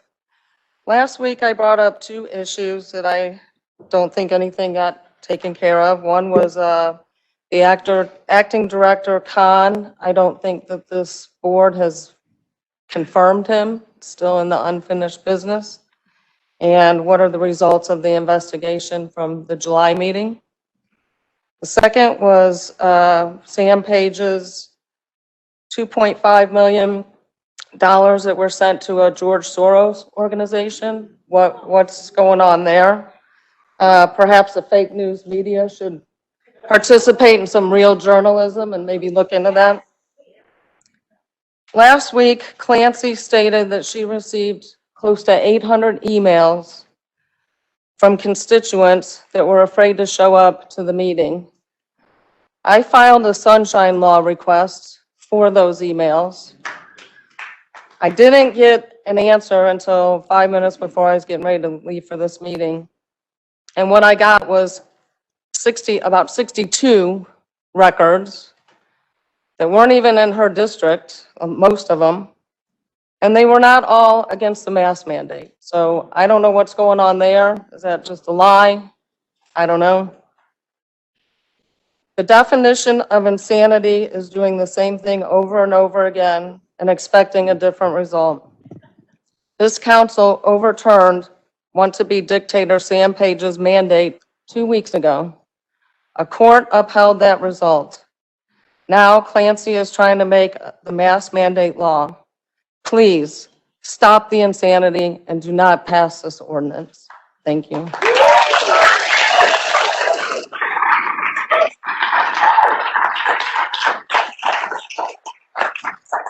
Our next speaker is Jessica Carter, followed by Denise Burrow. Hi, I'm Jessica Carter, 63126.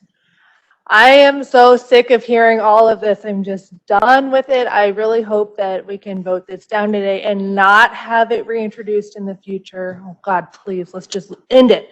So, since I'm sick of it, I wanted to start with a joke today. Okay. Here it is. More people are vaccinated today than any other day of this whole ordeal. But now we want to get mask mandates. Why? Why, guys? Like, I don't know. I don't even have any understanding why this makes sense. Because first we were saying that, if you're vaccinated, you're fine. But now we want vaccines and the mandate. And we're heading into what is, well, it used to be called flu season, but now that's out of style because we don't count flu anymore. This isn't going to get better anytime soon. I mean, do you guys think that coronavirus is ever going to actually go away? Coronaviruses are like influenza. They're a virus, and they naturally mutate no matter what, no matter what. They are here to stay. And just like people with influenza, no amount of vaccinated people will completely get rid of it because there will always be breakthrough cases and there will always be more mutations. That's how the evolution of viruses work. And like the evolution of humanity, we will continue to naturally survive them. It's good news, guys. It's good news.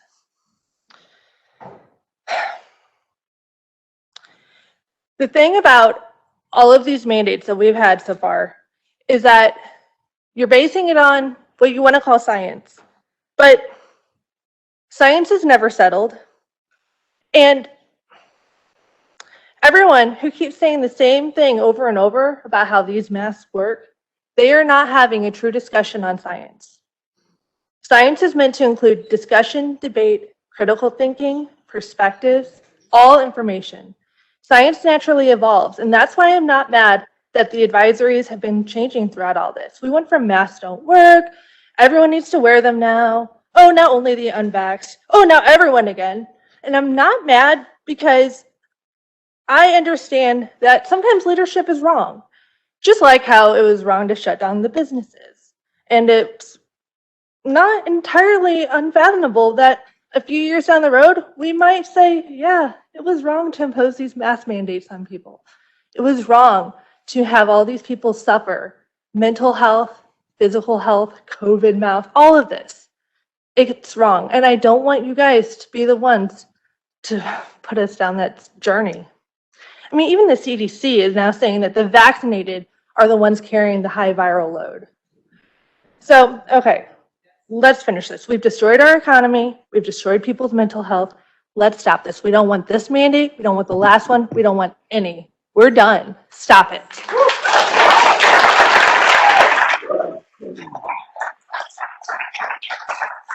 Our next speaker is Denise Burrow, followed by Kim Landgraf.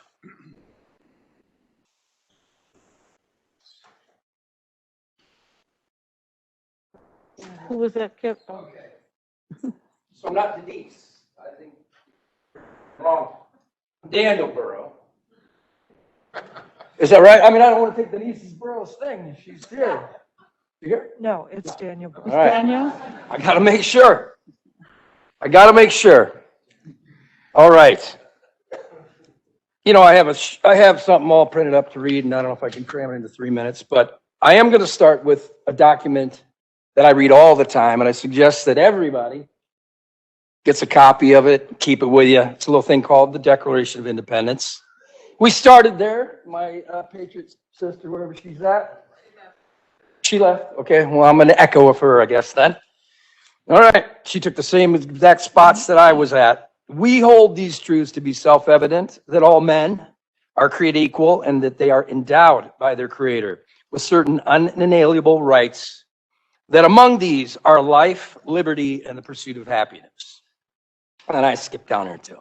That whatever a form of government becomes destructive of these ends, it is the right of the people to alter or abolish it and to institute new government. And we're going to cherry pick and go down here a little bit where she was at and picking up.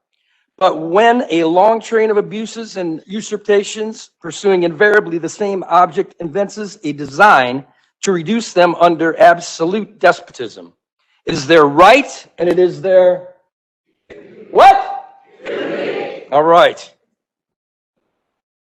To do what? Throw off such government.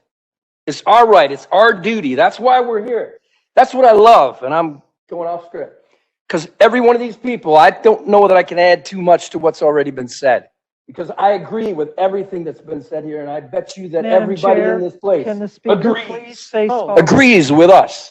You gotta look. Yep, you got it. Okay. I'll look right at you. All right, I appreciate you giving the opportunity. But I wanted to let you know that there's so much love in this room.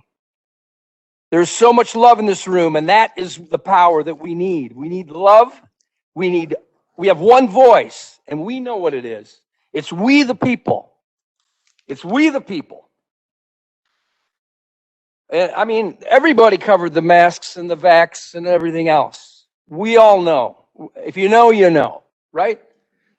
We know the science. The science. When the thing says right on the box, doesn't work. That's never changed, by the way. That's not like evolving. You can pick up a box anywhere and it'll say the same thing. I don't know. Bottom line is, you don't get to make the medical decisions for my children. I'm a father. I got 2 kids. And you're not going to continue this tyranny against them, put them at a high risk of getting sick, causing them physical harm by breathing their own CO2, which, look that up, it's not good.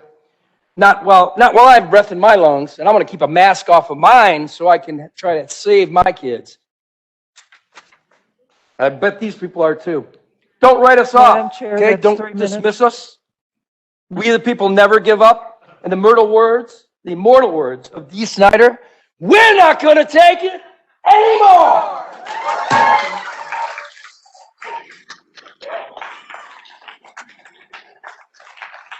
Our next speaker is Kim Landgraf, followed by Corey Nations.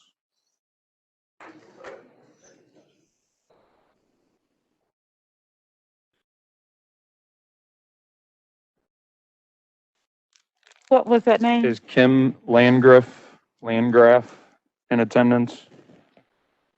Madam Chair, we're going to move to our next speaker, Corey Nations, followed by Larry Nations.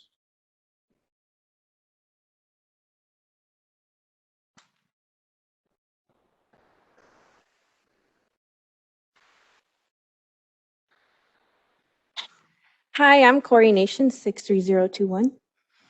I want to make sure you're on the correct screen and can actually see the meeting you're supposed to be attending, so please raise a hand if you're paying attention.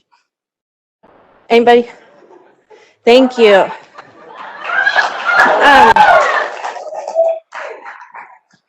So please pay attention, Ms. Clancy's. I'm really directing this to you. I'd like you to know that I am a homeschooling mom of 6, and I believe that I can have an amazing career and be a mom, and that children don't hinder this goal and can only help you fuel it. Because this meeting is so important, I secured an amazing and loving person to watch my children so I can be fully present here tonight. I hope you did too. You want masks, Ms. Clancy, until there is 70% vaccinated status in St. Louis. A vaccine restriction should only happen if there is no other treatment for the illness. And let's be clear, this is truly what this all is about, a play for vaccines and not about masks. Are you paying attention still? Just checking. I encourage you to listen to the vast amounts of highly intelligent people in this audience and those across the United States who are not being paid and just want to help with their vast amounts of reliable research. I'm a business owner, and my business requires that my clients are not masked. By requiring masks, you are directly affecting my business and my family, not only through my income, but also through my right as an American citizen. Maybe you will listen, since I myself run a minority-owned business, being a biracial Indian and woman. You are harming the very people you claim to protect. I don't take any money from the government to assist my business. I've always run it through hard work and faith. I am pleading with you to not go through with the mask ordinance. You may very well put me and other people like me out of business. Just checking to see if you're still listening. Thank you. And I don't mean it to be rude. I know it's hard being a mom. But as G.K. Chesterton says, without authority, there is no liberty. Freedom is doomed to destruction at every turn. Unless there is a recognized right to freedom, and if there are rights, there is an authority to which we appeal for them. Last year's heroes are this year's jobless. This board needs to stand up and stand strong for what is right, as your constituents are doing. We believe that a mask ordinance will do more harm than good. Do your research and make us proud. Thank you.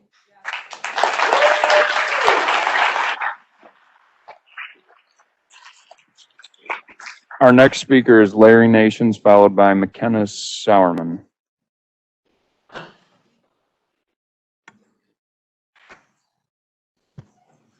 Larry Nations, 63021. Good evening, ladies and gentlemen of the council and fellow citizens. I just had some questions for you to ponder and think about. Is there a way for the general public to easily protect themselves from COVID?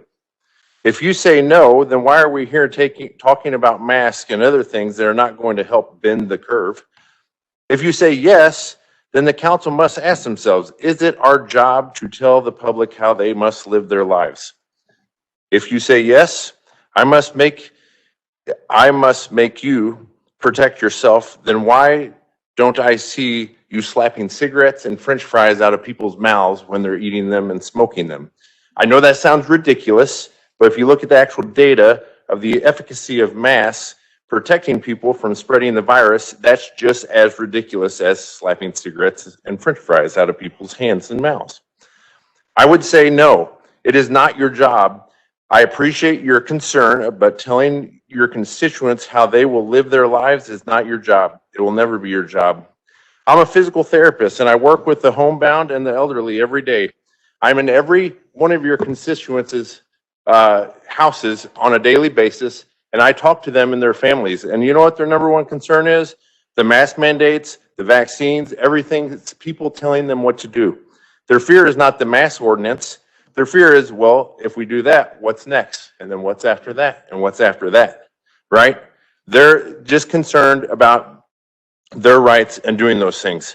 Now, you'll have to take my word about it, but it's about 80% of my people are my clients, are my patients, and their families that say this, right? The vast majority of them don't want anything to do with the mask. Finally, our Councilwoman Clancy, last week you said that you had to propose this bill for all the constituents that were frankly too scared to even come down to this meeting for fear of catching COVID. Well, maybe it's best that they stay home, but they are obviously not as scared as all the people who showed up who are in fear for the loss of their job, their business, the health, mental and emotional health of their children, and all those things from the choices that you guys may make. Finally, I ask you to repeal this ordinance for all the reasons you've already heard. And lastly, Joe Biden, our president, I say our president because although I may not agree with most of what he does, he is our president. He said twice in the last week that there's been 350 million Americans vaccinated. Last I checked, there's only 330 million, so we're past your 70%, Ms. Clancy. We're done.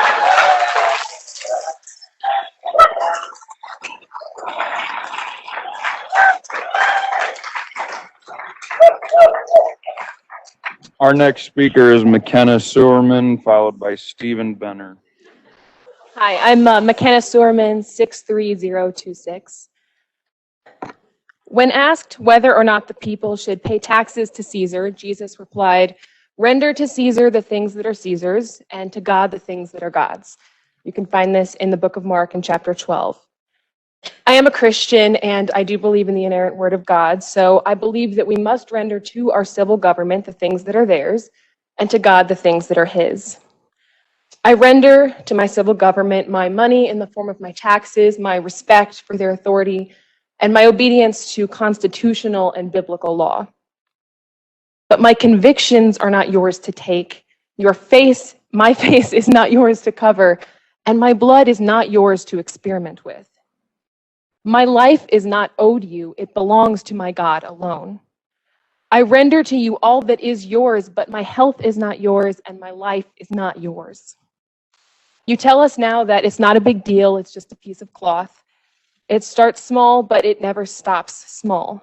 You say for now it's just a mask, but it's just a mandated vaccine. It's just not singing in church. It's just isolation. It's just your livelihood. We've experienced these steps just in the last year, and unchecked, it only gets worse. History tells us where this ends. It turns into, it's just your liberty. It's just your faith. It's just your humanity. And it's just your soul. We come here to speak about the liberty we cherish and defending our God-given rights because, make no mistake, they are God-given. They are from Him and not from you, and your only job is to defend them, not take them or grant them. In the book of Isaiah, chapter 9, it is said of Jesus, "For to us a child is born, to us a son is given, and the government shall be upon his shoulder, and his name shall be called Wonderful Counselor, Mighty God, Everlasting Father, and Prince of Peace."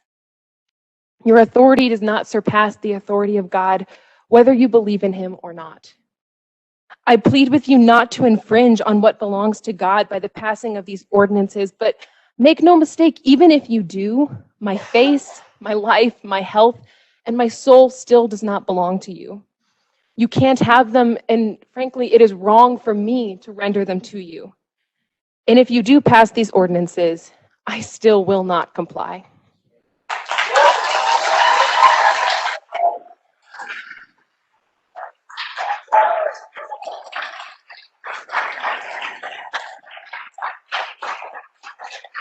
Our next speaker is Stephen Benner, followed by Justina Case. Hi, my name is Stephen Benner. I currently live in St. Charles County, but I'm representing my church, Church of the Word, which is in St. Louis County, Fenton, Missouri, 63026. I did live in St. Louis County up until about 3 months ago, so I lived there for about 7 years. But anyways, much of what I was planning on saying tonight was reiterated way better than I could by others. I'm no medical doctor. I'm no teacher of special needs children. I'm a leader in my church, but I did want to speak a little bit tonight as a father of 3 children. I have a 8-year-old, I have a 6-year-old, I have a 1-year-old, and as any parent knows, it's a great joy to get to see your children grow. It's a great joy to get to see them learn to crawl, learn to walk, learn to talk, learn to express themselves. It's a great joy as a parent to get to watch your kids smile at you for the first time. There's many months as a parent when your child is newly born, where you smile at them, you laugh at them, you coddle them, you love them, and it's no expressions back. But what do they eventually learn to do? They eventually learn to smile at you. And it's amazing to watch, as I'm sure you've noticed as a parent. What do your children do when you're talking to them? They're looking at you right in the eyes. They're looking at you right in the face as you're saying, Mama, Dada, Baba, Sissy. They're watching your lips. They're watching your expressions. When you smile at them, they smile back at you. This ability to communicate is essential to us as individuals. It's why we're here tonight.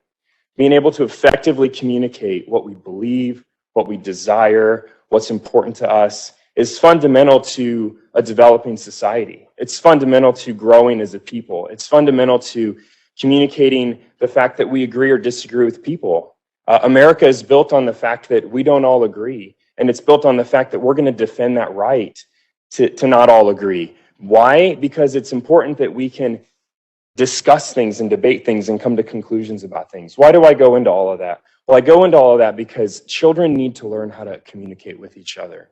Children need to learn how to talk. They need to learn how to express their emotions. How do they do that? They do that by watching the faces of their parents. They do that by watching the faces of their teachers. They do that by watching the faces of their daycare and their childcare providers. I have many problems with this mask mandate. Many of them have been mentioned here today.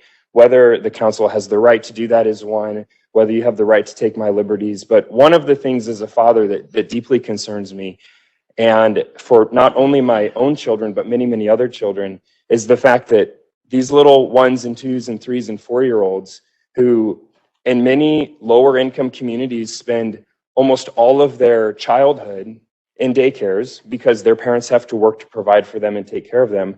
They're learning to communicate how? By staring at a mask, and they're not going to learn. And that's all I wanted to say. Thank you for your time.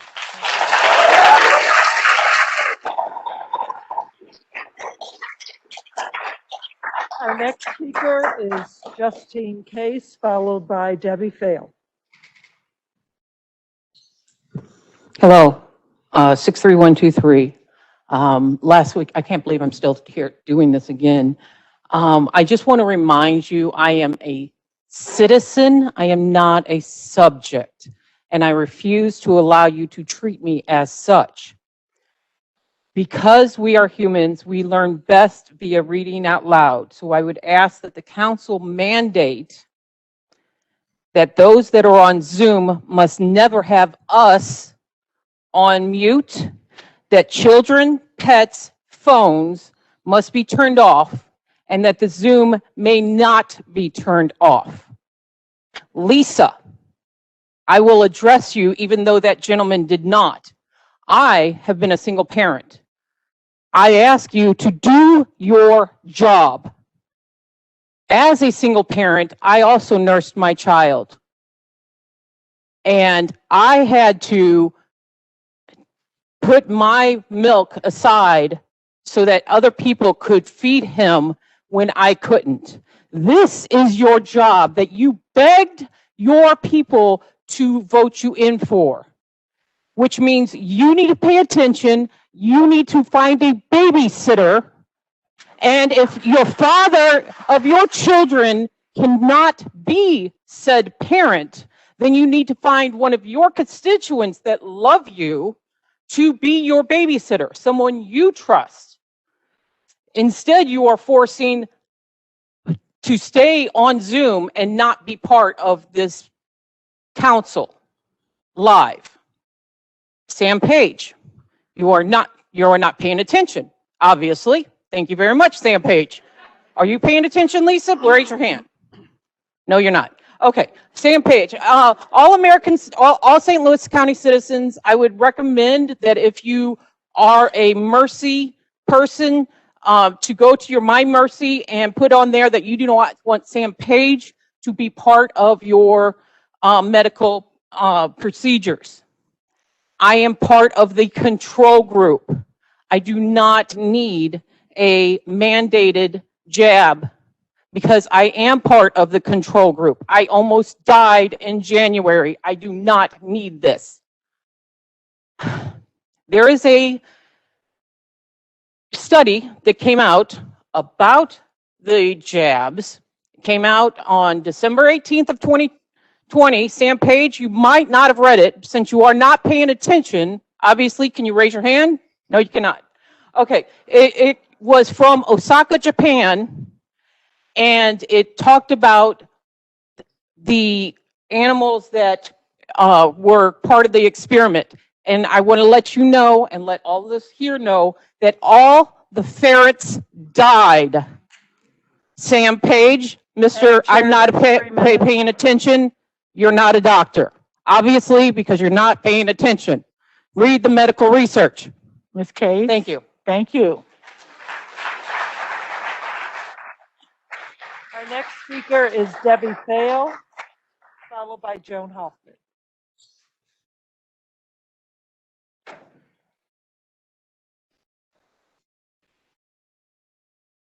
Hi, I'm Debbie Fail, 63114. I had something planned that I was going to share, but I think I'm going to go off script. What 2020 did for most when the lockdowns forced us to stay home, we then had the time to think and research. We discovered what was really going on in our governing bodies. And because of the lockdown, we the people have awakened, so we thank you for that.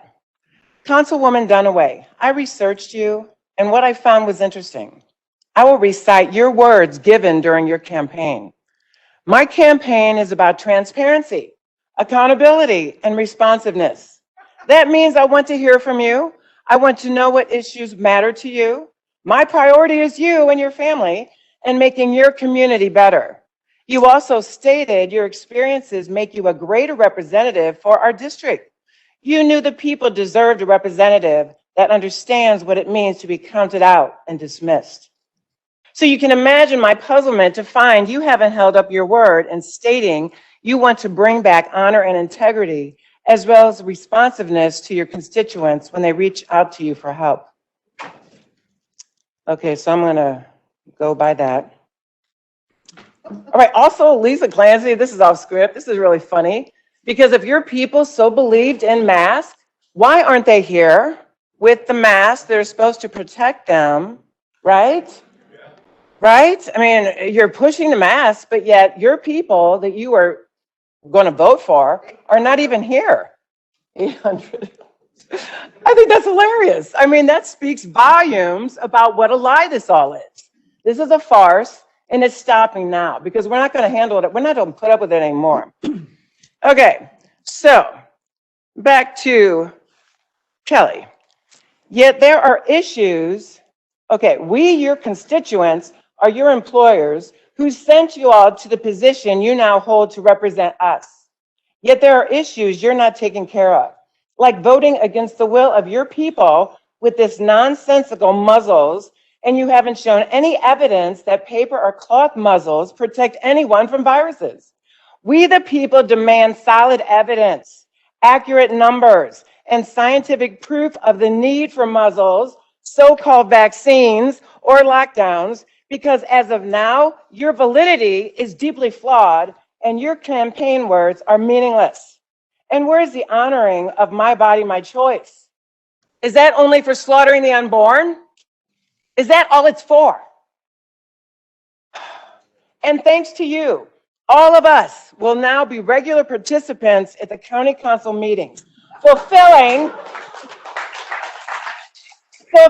our constitutional duties of keeping a watchful eye on the activities of our representatives and what is going on that affect the Madam quality Chair, of that's 3 life minutes. of St. Louis County residents. Thank you, Ms. Fail. Next speaker is Joan Hoffman, followed by Phil Wagoner.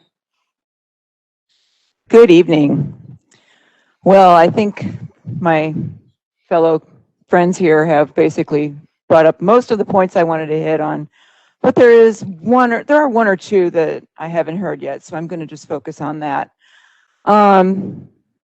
Whenever we hear about where's your mask, why aren't you wearing a mask, why didn't you get a vaccine, there is something that we are not hearing about, and that is treatments. What are we doing for the people in the hospital suffering from COVID?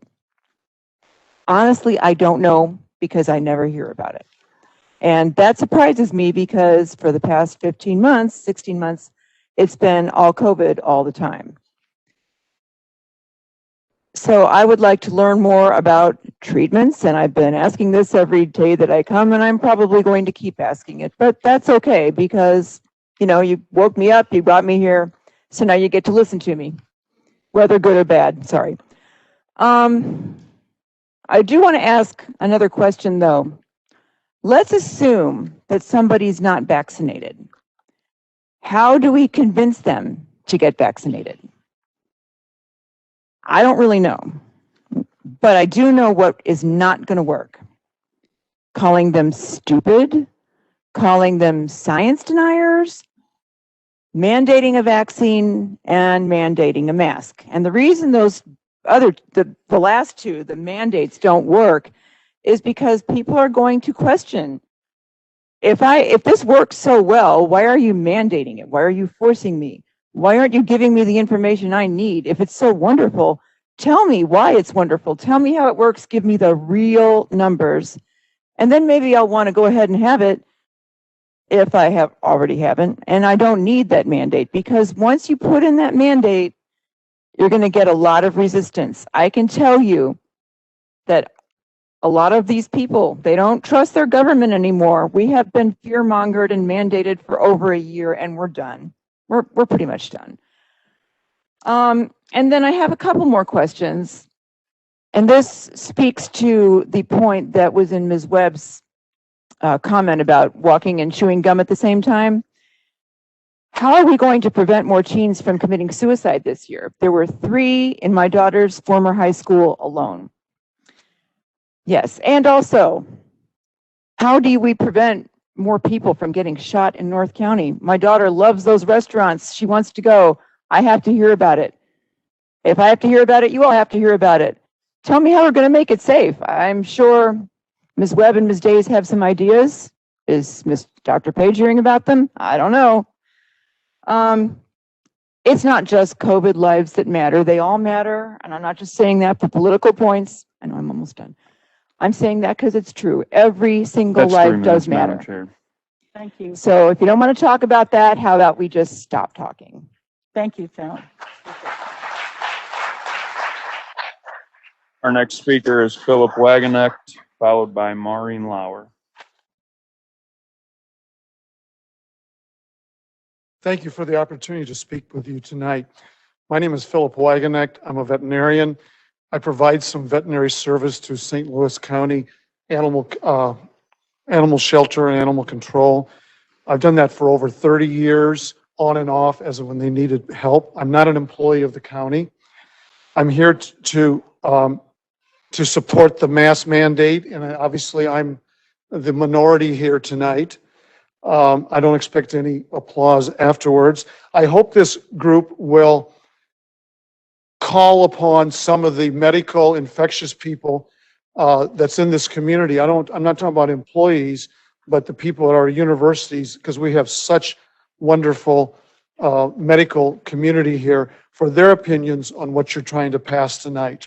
But first, I want to pivot briefly to the animal care or the animal shelter, because tomorrow night I've seen a promo from KMOV that they're going to have a segment, and I think it's not going to be it's not going to be flattering. It's going to be condemning of the county animal shelter, and I think it's totally not going to be balanced. And it's time that this county stands up for that department. I've watched them over the years. It's never been better better operated than it is now, in my opinion. Euthanasia rates are low. Animals are healthy given our circumstances there. And so our citizens need to hear some positive things about the animal shelter. Back to why I'm here tonight. I support masking with good masks like N95 masks.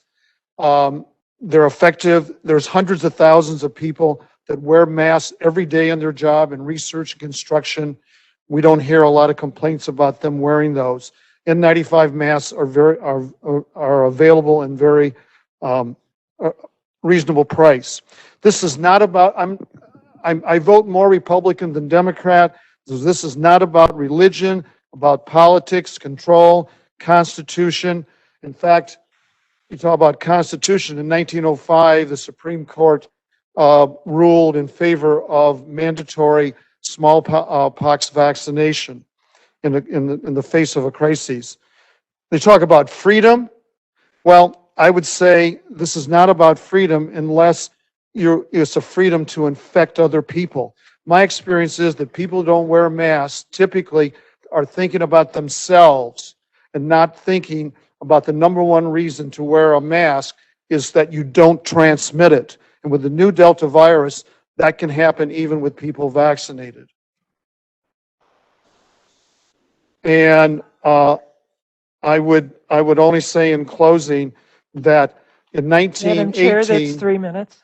in 1918, Dr. Wagonet, please wrap up very quickly. in 1918, the St. Louis City medical director and the mayor and aldermen came forth with real strong measures to control the 1918 flu.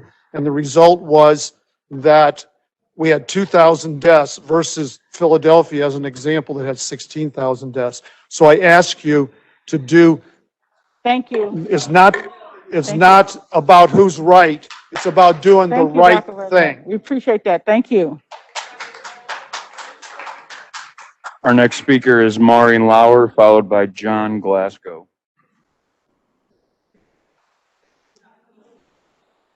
Good evening. My name's Maureen Lauer, 63049. Oh, I'm sorry. Maureen Lauer, 63049. Okay. I'm going to borrow a little bit from the youngest member of Congress, Madison Cawthorn. I am a mother and a grandma, and I'm very concerned about masking and vaccinating and ordinances and stripping of freedoms that our nation, our forefathers fought hard and strong to put in place so that we would be able to live a life of liberty, to know that pursuit of happiness and life, liberty, and that pursuit of happiness. I'm also a retired registered nurse. When this masking things first started, I was like, wow, they would have kicked me out of nursing school if I would have applied mask like this. They wouldn't have let me, even get my degree. So I was just like so puzzled, like, how is this in the world something they're saying is healthy and needful? So when we're muzzling, I have a really strong heart for children. And I know that there's probably many people do not agree with me, but it breaks my heart to see little children, little people, with what I call muzzles. They can't talk, they can't be heard very clearly. And it does, as was stated earlier, affects their development. It affects their psychological and emotional well-being. And these tactics that are put in place now, if they're not addressed and brought down and stopped, it's stripping away our liberties. It's stripping away one by one what we've been known for, the ability to think for ourselves and do for our families and make decisions with the God-given intelligence granted to us, and to respect our own selves, but also I care about the future. I really care about the future of our children. And I can't be silent. That's why I'm here tonight. I know I'll give an account for my silence or what I do or don't do. I know I will give an account. Each of us will. Madam Chair, that's 3 minutes. Thank you very much.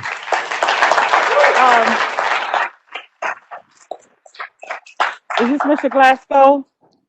Dr. John Glasgow. Thank you, Mr. Glasgow. This will be our last, we are to end at 8:40. You will be our last speaker for the evening, okay? All right. All right, thank you. I'm Dr. John Glasgow. I'm a Vietnam veteran. When I was 19 years old, I was sent into combat. Not normal combat. I was in a special ops unit. We operated exclusively behind enemy lines. We had no mask to hide behind.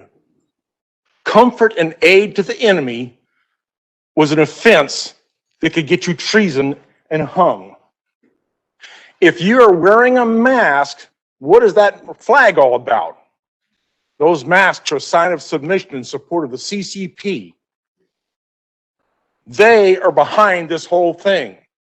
The whole thing's a fake. The gentleman before saying we should be wearing an N95 mask. Did you know an N95 mask, according to the manufacturer, says it only serves you down to 30 microns.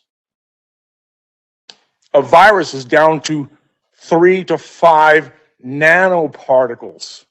That's 30,000 nanoparticles the mask is made of. It's going right through it. The mask can't stop anything. Your masks aren't even N95 masks. It does not stop the virus. It only shows everyone else that you're afraid. I had no chance to be afraid in Vietnam. I stood for the goddamn flag, our American Constitution. Now, let's be clear about this. I'm not here to Sir, we don't want profanity. We just want to keep it clean. There may I'm be here children to here, talk okay? about your Thank you. safety. Your safety. Did you know that suppressing our freedom, our constitutional freedom, is an offense against American citizens that can be called sedition or treason? We are currently under war since 9/11. Did you know that? Did you know Donald Trump in 2018 reinstated that act of war? Under an act of war, if you do something that is sedition or treason, you do not go to a civil court. You go to Gitmo and you stand at a tribunal.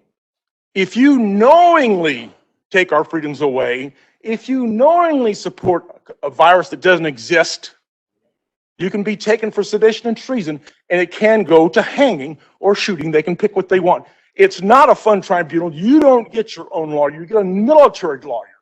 The decisions you make today can affect your future, not just ours. Let me cite a few things so you knowingly know what's going on. I have a doctorate, but I'm not a medical doctor. I've done 30 years of medical research in viruses, bacteria, and aging.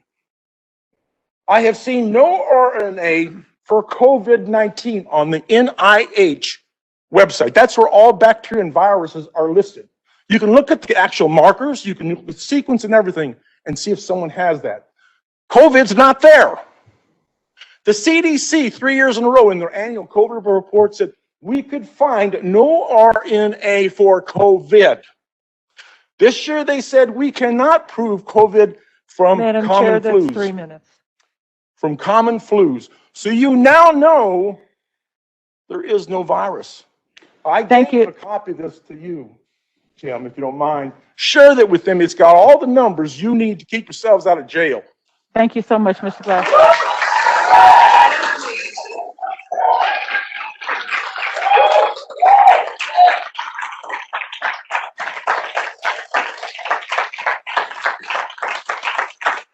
Thank you, everybody. That ends our public forum. We will now have a report from the county executive.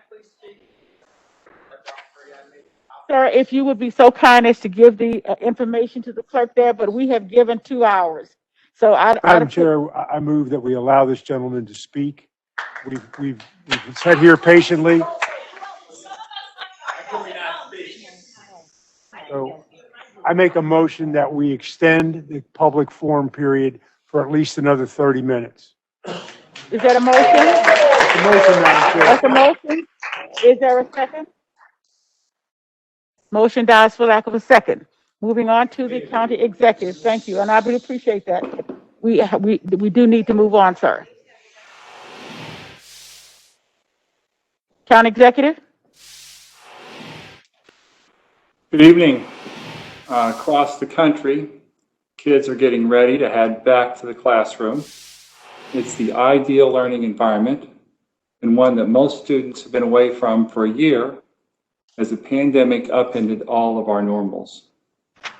Students 12 and over are eligible for the COVID-19 vaccine, and many parents are working to get their teens vaccinated as part of the back-to-school checklist.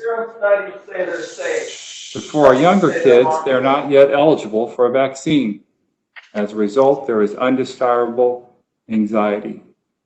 Delta variant is more contagious and it is quickly driving up hospitalization numbers. The Pandemic Task Force reported Friday that 493 people were hospitalized with COVID-19, up from 93 2 months earlier. Low vaccination rates are driving these numbers. And those working in pediatric units are seeing young patients struggling with the virus. That's why masks are so important for everyone to wear now. We must protect our children and the unvaccinated from harm. And masks are the best way to do this. Many of the schools in our region are requiring masks this fall. There is simply too much risk without putting some protective measures in place. We're seeing more and more businesses requiring them as well to protect employees and the public. Unfortunately, the council voted down a mask requirement that would have protected us all, most notably our children and the unvaccinated. This decision ignored the advice of medical experts, guidance from the CDC, and recommendations from the American Academy of Pediatrics. The Pandemic Task Force has made a desperate plea. Bring masking back. Without a consistent mask requirement across St. Louis County, the hodgepodge of mandates, recommendations, and outright ignoring of public health experts has brought confusion, anxiety, and anger. With no clear directive, more children will become ill with vaccine. More children will end up in ICUs. More children will miss out on school. We're seeing people younger and younger in our ICUs battling COVID-19. Those working in pediatric units here and across the country are sounding the alarm. In Louisiana, more than 3,000 children tested positive for COVID-19 in 4 days. These are startling numbers. Children who test positive for the virus can spread the virus to adult family members who are unvaccinated, and it's older people who are most commonly going to have poorer outcomes. I know that many of you support and respect the decision of public health professionals and want to do whatever it takes to get control of this virus. I also know that many of you don't want to be in a room filled with unmasked people to express your views. 2 weeks ago, a city resident attending a council meeting tested positive for the virus. Masks and vaccines are the 1-2 punch to containing this virus, and the council should be doing all it can to get that message across. The majority of council members have said they support mask requirements, but did not like the way the initial mandate was put into place. There's an easy fix to that. The council can adopt its own mask requirement and let the legalities of the initial public health order on masks play out in court. Time is up. Kids are heading back to the classroom to make new friends, see old friends, prepare for their future, and create lifelong memories. Let's not let inaction stand in the way of that moving forward. Too many people remain unvaccinated, and our young children are not able to get the vaccine. We must wear the mask for them. Wearing a mask protects our future, and I recognize the personal liberty argument of this, but I can't see past risking the lives of others. Personal responsibility and personal liberty are not mutually exclusive, especially when a pandemic is showing us quite clearly that it's not done with us. Masks and vaccine together, they are our path forward. Thank you. Thank you. Moving on to introduction of bills. Proceeding with introduction, Madam Chair, Bill number 219, introduced by Councilmember Harder, an ordinance amending Chapter 104, St. Louis County Revised Ordinances 1974 as amended, officers and offices and officers is amended by repealing and reenacting Section 104.065 pertaining to qualifications of the county auditor. Bill number 220, introduced by Councilmember Dunaway, an ordinance amending ordinance number 10,342 by repealing and reenacting Section 2 pertaining to PC 66-81 Ford Motor Credit Company. Bill number 221, introduced by Councilmember Days, an ordinance authorizing the county executive to execute a contract and up to 2 subsequent 1-year renewals with Access Information Management Corporation for offsite record and retrieval services for the Department of Judicial Administration, and authorizing the Director of the Department of Judicial Administration to execute necessary documents. Bill number 222, introduced by Councilmember Fitch, an ordinance declaring the public necessity of and providing for replacement of bridge number 266 and the opening, widening, and establishing of a section of public road designated as Windcrest Drive, lying wholly within unincorporated St. Louis County, Missouri, directing the acquisition of real property therefore and authorizing the execution of contracts, agreements, and related documents, CR-1292. Bill Bill number 223, introduced by Councilmember Tracus, an ordinance declaring the public necessity of and providing for the opening, widening, and establishing of a section of public road designated as Heinz Road, lying wholly within unincorporated St. Louis County, Missouri, directing the acquisition of real property therefore, and authorizing the execution of contracts, agreements, and related documents. CR-1282. Bill number 224, introduced by Councilmember Days, an ordinance authorizing St. Louis County, Missouri to issue its taxable industrial revenue bonds, Patheon Biologics LLC project, Series 2021, in an aggregate principal amount not to exceed $85 million for the purpose of providing funds to pay the cost of an industrial development project in the county, approving a plan for the project, and authorizing the county executive and the director of administration to enter into certain agreements and take certain other actions in connection with the issuance of the bonds. Bill number 225, introduced by Councilmember Days, an ordinance approving and authorizing the execution on behalf of the county of certain documents pertaining to the refinancing of the county's obligations under that certain project financing, construction, and operation agreement between the Missouri Development Finance Board and the county relating to bonds originally issued to provide proceeds to be used to finance a portion of the cost of the ballpark project described herein, including a second amended and restated project financing, construction, and operation agreement between the Missouri Development Finance Board and the county, authorizing necessary corrections or revisions of the second amended and restated project financing, construction, and operation agreement prior to execution, approving as to form, and authorizing the second amended and reinstated trust indenture regarding the refunding bonds to be issued by the Missouri Development Finance Board, ratifying the appropriation of sufficient funds to pay the county's obligations under the second amended and reinstated project financing, construction, and operation agreement in the fiscal year commencing January 1, 2021, which will provide funds to pay the principal and interest due on refunding bonds issued by the Missouri Development Finance Board in such year, authorizing the county executive and other county officials to prepare, cause to be prepared, and participate in the preparation of a preliminary official statement and a final official statement for the refunding bonds, and authorizing the taking of other actions and execution of other documents as necessary or desirable to carry out and comply with the intent thereof, to comply with the duties of the county hereunder.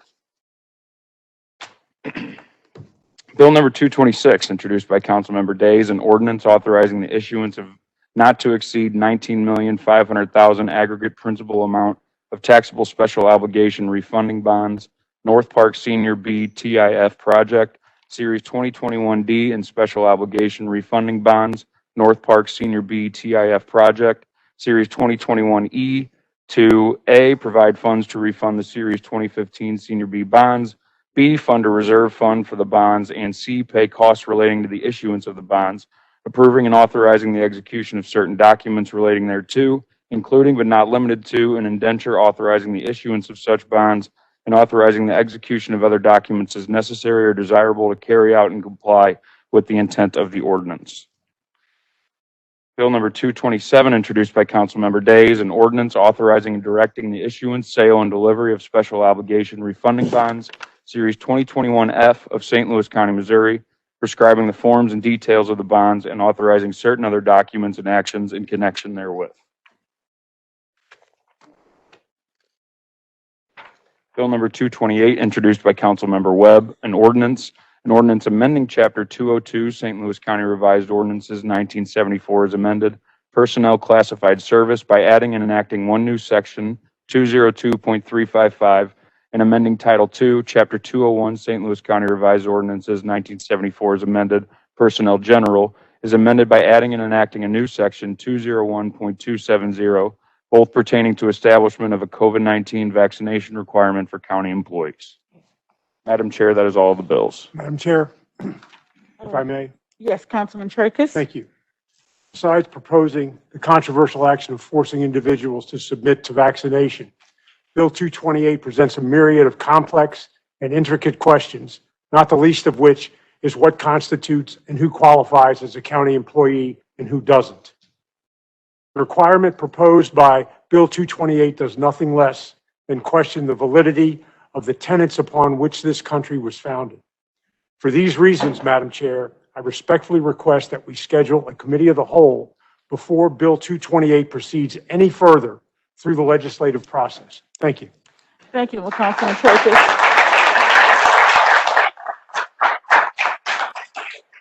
we have already scheduled, where's my sheet here? A committee of the whole for 217, I believe, and we can add that to the agenda since I believe That that would be the fine. information is congruent. I Be fine. Thank you, Madam Chair. I concur, Madam Chair. Thank you very much. All right, we are on perfection. Bill number 20, introduced by Councilmember Harder. Please hold Bill number 20. Bill number 20 is held. Bill number 32, introduced by Councilmember Tracus. Move to hold Bill number 32. Bill number 32 is held. Bill number 75, introduced by Councilmember Dunaway. Please hold Bill number 75. Bill number 75 is held. Substitute Bill number 1 for Bill number 77, introduced by Councilmember Clancy. Please hold substitute Bill number 1 for Bill number 77. Substitute Bill number 1 for Bill number 77 is held. Substitute Bill number 1 for Bill number 88, introduced by Councilmember Clancy. Please hold substitute Bill number 1 for Bill number 88. Substitute Bill number 1 for Bill number 88 is held. Bill number 139, introduced by Councilmember Days. I move to hold Bill number 139. Bill number 139 is held. Bill number 156, introduced by Councilmember Clancy. Please hold Bill number 156. Bill number 156 is held. Bill number 191, introduced by Councilmember Days. I move to hold Bill number 191. Bill number 191 is held.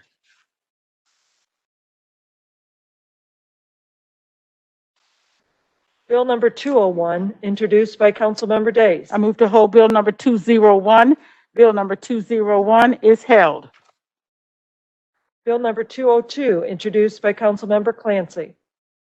I move to hold Bill number 202. Bill number 202 is held. Bill number 208, introduced by Councilmember Days. I move to perfect Bill number 208. Is there a second? Second. All in favor, please say aye. Aye. Those opposed, Aye. no. Motion carries. Bill number 208 is perfected. Bill number 209, introduced by Councilmember Days. I move to perfect Bill number 209. Is there a second? Second. All in favor, please say aye. Aye. Those opposed, no. Motion carries. Bill number 209 is perfected. Bill number 210, introduced by Councilmember Days. I move to perfect Bill number 210. Is there a second? Second. All in favor, please say aye. Aye. Those opposed, no. Bill number 210 is perfected. Bill number 211, introduced by Councilmember Days. I move to perfect Bill number 211. Is there a second? Second. All in favor, please say aye. Aye. Those opposed, no. Motion carries. Bill number 211 is perfected. Bill number 212, introduced by Councilmember Days. I move to perfect Bill number 212. Is there a second? Second. All in favor, please say aye. Aye. Those opposed, no. Bill number 212 is perfected. Bill number 213, introduced by Councilmember Days. I move to perfect Bill number 213. Is there a second? Second. All in favor, please say aye. Aye. Those opposed, no. Motion carries. Bill number 213 is perfected. Bill number 214, introduced by Councilmember Days. I move to perfect Bill number 214. Is there a second? Second. All in favor, please say aye. Aye. Those opposed, no. Motion carries. Bill number 214 is perfected. Bill number 215, introduced by Councilmember Days. I move to perfect Bill number 215. Is there a second? Second. All in favor, please say aye. Aye. Those opposed, no. Motion carries. Bill number 215 is perfected. Bill number 216, introduced by Councilmember Days. I move to perfect Bill number 216. Is there a second? Second. All in favor, please say aye. Aye. Those opposed, no. Motion carries. Bill number 216 is perfected. Bill number 217, introduced by Councilmember Clancy. Yes, thank you. Before I call for a motion on this bill, I would like to share some thoughts. I love my community. I love St. Louis County. For all of the heartache it can cause, it is my home, and it's where I've chosen to raise my sons. I know St. Louis Countyans to be some of the most generous and thoughtful people, hard workers, good neighbors, excellent friends. There's a lot we have to work on in St. Louis County, but the people who call St. Louis County home are one of our region's best and biggest assets. It's why I've been so deeply saddened by what I have seen over the past few weeks before the council. I've been brought to tears seeing people pack into our chambers, spouting dangerous falsehoods about masking and vaccines, whipped up into a froth believing that wearing a mask to protect fellow St. Louis Countyans from a deadly and disabling virus is tyranny. I've heard their fear and outrage, and so have my children. Please. Thank you, Madam Chair. Striking to me is the focus on individual freedoms and no talk about what it means to live together as neighbors in a community, looking out for each other and the need to sometimes make sacrifices because it's what's good for the whole and for those who are most vulnerable. It's St. Louis County, I know. But what we're hearing in our chambers represents only one point of view. I continue to hear from hundreds of residents, so many that it's taken us a really long time to respond to the sunshine request, so thank you for your patience. I've heard from hundreds of residents throughout all of St. Louis County who've shared their support for a masking order. They've also shared that they feel shut out from the discussion because they do not want to risk COVID exposure in our chambers, and I don't blame them. Our chambers aren't safe right now from a public health perspective. There are crowds, few masks, and lots of risks for exposure. So I want to make sure that those who voice support for the order know that I have heard them too. As one of my constituents who wrote to us so eloquently said, requiring folks to wear a mask is not an attack on freedom. In fact, doing this gets us closer to freedom from this pandemic once and for all. I recognize that this debate is not new, and I'm not here tonight to argue about past votes or political differences. But in their statements over the previous few weeks, my colleagues took issue with process, claiming that because the new masking order issued on July 26 was directed by the Department of Public Health and not through this council, that it went against a new state law. I'm going to leave what that new state law does or doesn't do to the lawyers to sort out. That's what they're doing right now. While we all do the difficult job of governing during a pandemic. Because from where I sit, the new state law gives this council the ability and the duty to take the lead in responding to this pandemic. So I'm here tonight to offer this council an opportunity to do that by introducing the masking order as an ordinance. Lives and livelihoods depend on what we do as a body to keep our community healthy and safe. As I've said before, I unequivocally support a mask order because healthcare and medical experts who are using science to guide them have told us that we need it to slow the spread of the highly transmissible Delta variant. As you know, Missouri is getting national attention because of the spread of this variant and our state's inaction. Just tonight, we each received a letter from over 200 licensed local medical doctors in support of this mandate. And Madam Clerk, I would like you to enter that letter into the record for the Journal tonight. And several weeks ago, we heard from, I think, over 400 pediatricians in the community also supporting a masking order. I'm especially concerned right now about our children who are too young to get vaccinated. Even before our unvaccinated young people go back to in-person school, the number of children under 18 with COVID who are hospitalized right here in St. Louis has hovered around 20 for the past few weeks. That is unacceptable. It's also unacceptable to simply claim that young people do not often land in the hospital or die from this virus. Each week, we learn more about the long-term effects of COVID, including its potential impact on every organ system in the body and in the brain. The children of St. Louis County are at our mercy to protect them, and with tens of thousands of unvaccinated children going back to school in the next few weeks, we owe it to them to do everything we can to keep them healthy. I've heard from them and their parents that they want a return to in-person school. Many of our kids and parents need in-person school desperately. We've heard so many times from parents who are anguished over their children's mental health, and that mental health crisis is real and incredibly serious. But to get in-person school to work, we need to use proven mitigation measures, simple things that have already been proven to work, like masks. We must always protect all of our children. So tonight, I'm asking you to stand with me and with experts like our public health officials, our region's pandemic task force, and the Centers for Disease Control. I'm asking you to stand with our children who are likely to suffer long-term effects if they get COVID, and long-term effects if their schools are again shut down because the virus is spreading uncontrolled. I stand for the health of each of you that are filling the chamber tonight, our council staff, and all of our constituents, young and old, who we need to protect from this illness. The country is watching us, our constituents are watching us, and our children are watching us. Please join me and let's take the lead in the fight against this virus and for the people we so proudly serve. So with that, I would like to make a motion to perfect Bill number 217. Is there a second? Second. Discussion. Madam Chair? I'll yield to Councilwoman Dunaway. Councilwoman Dunaway. Thank you so much, and thank you, Councilman Tracus.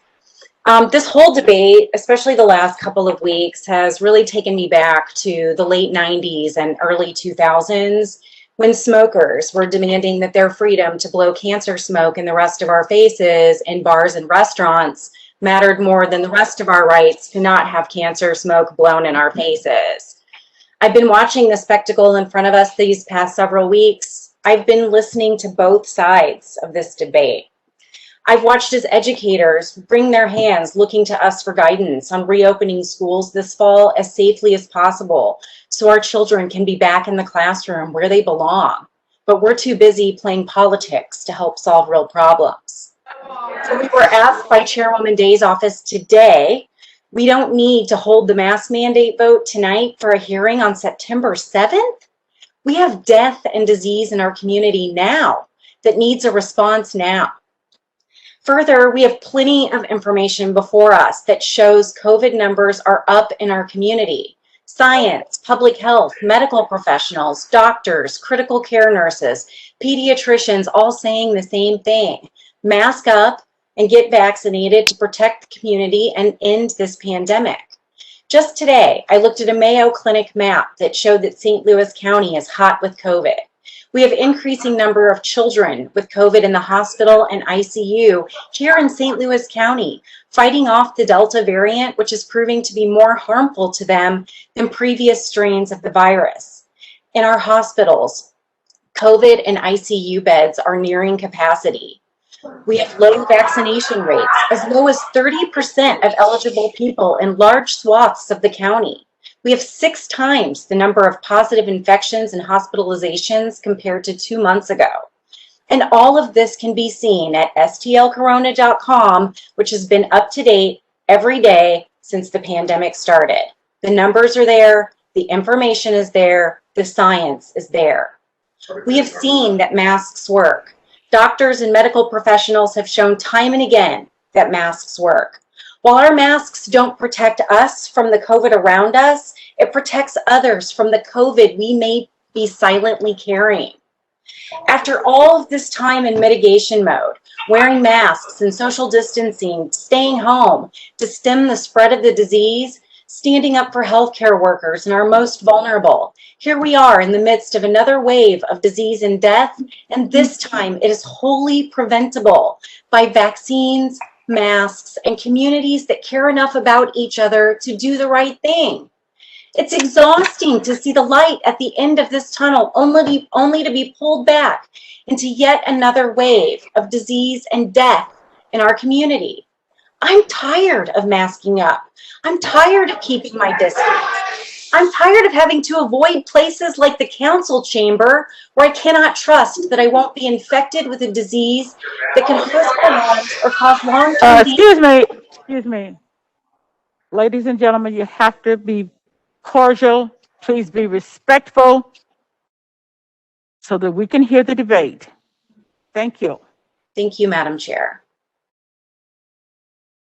I endure these inconveniences because I'm trying not to protect just myself and my family, but the whole of our community.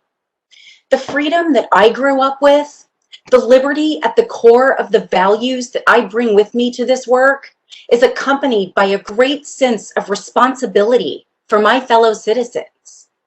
By voting no on mask mandates, this council puts another type of freedom first, the freedom to cause harm to others.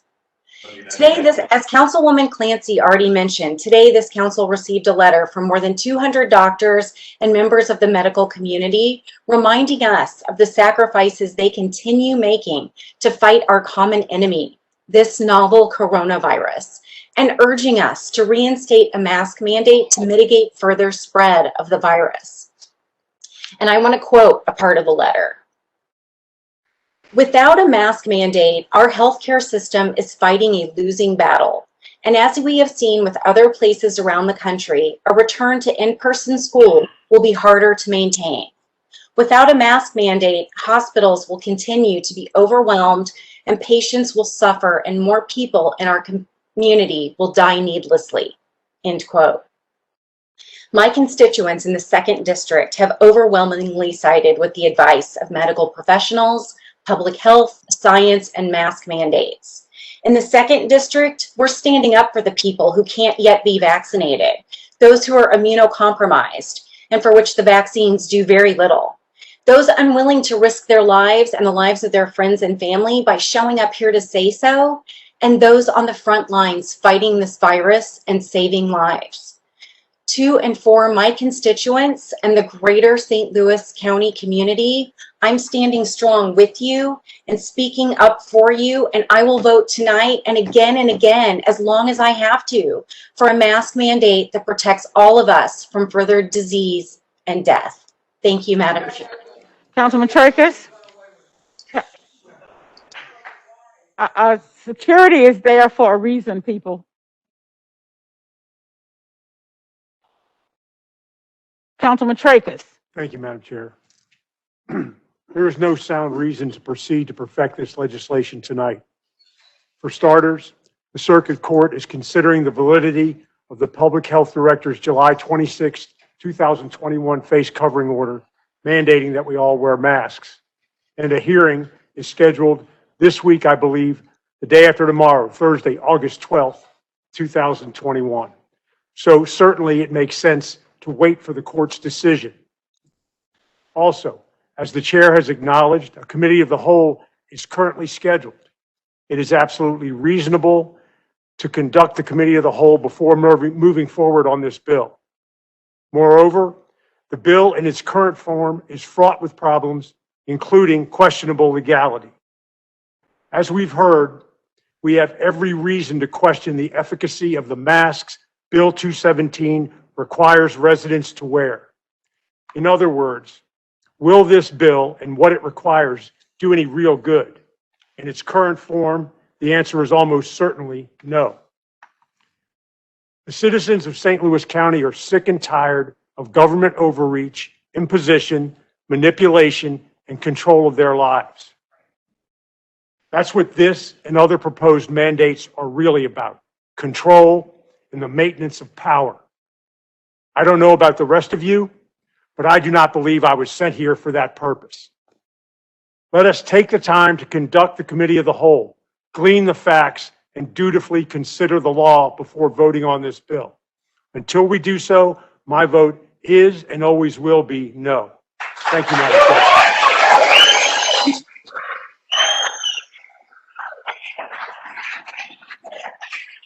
Councilman Fitch? Thank you, Madam Chair. Councilman Fitch, you have to listen to Councilman Fitch. Thank you, Madam Chair.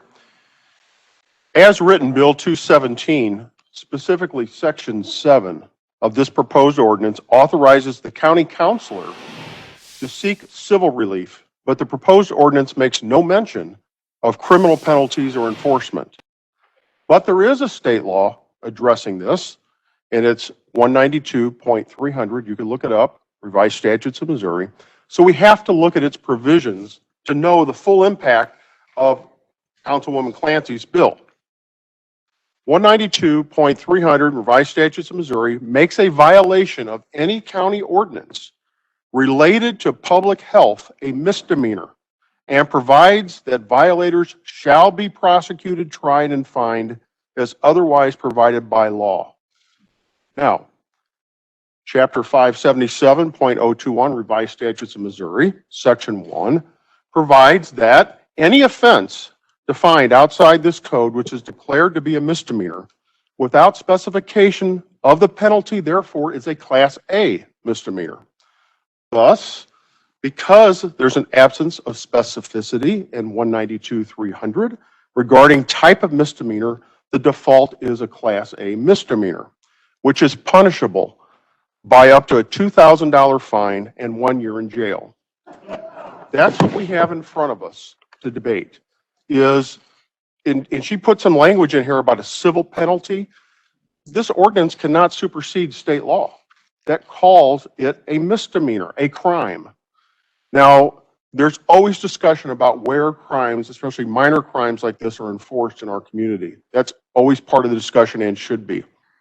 So as long as there's anything like this out there, like Councilman Tracus stated, I will never be in favor of anything like this. Certainly in favor of recommendations, but to say if you violate this ordinance, you could go to jail for up to a year and get up to a $2,000 fine, that's a non-starter for me, Madam Chair. So thank you very much. Thank you.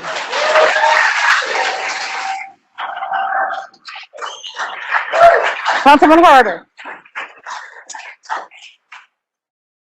Thank you, Madam Chair.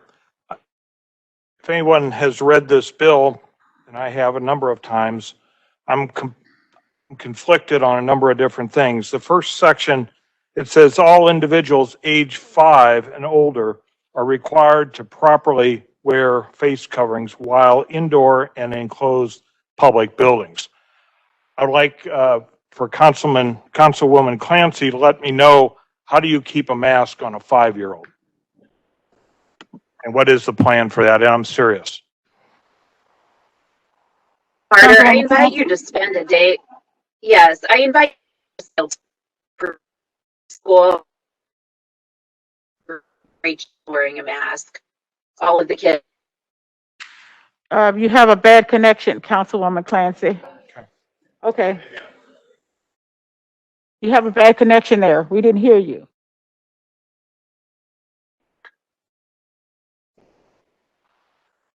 Okay.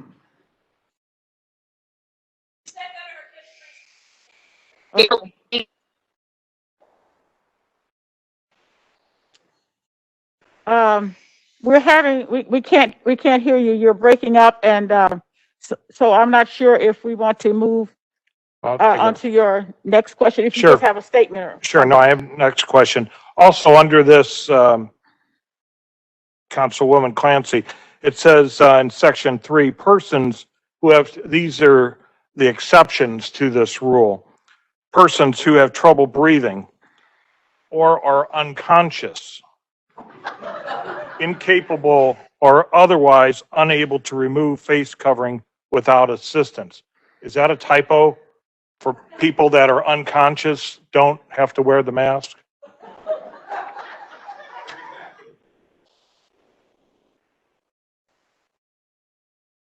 Yeah, we're having difficulty with Councilwoman Clancy at the time. And the last thing I would like to ask Councilwoman Clancy is, in section 9, it talks about a sunset to this law, and it talks about the ordinance shall sunset at such time as St. Louis County has attained both a vaccination rate of 70% and a moderate transmission level of the SARS-CoV-2 as defined by the CDC in Exhibit A hereon.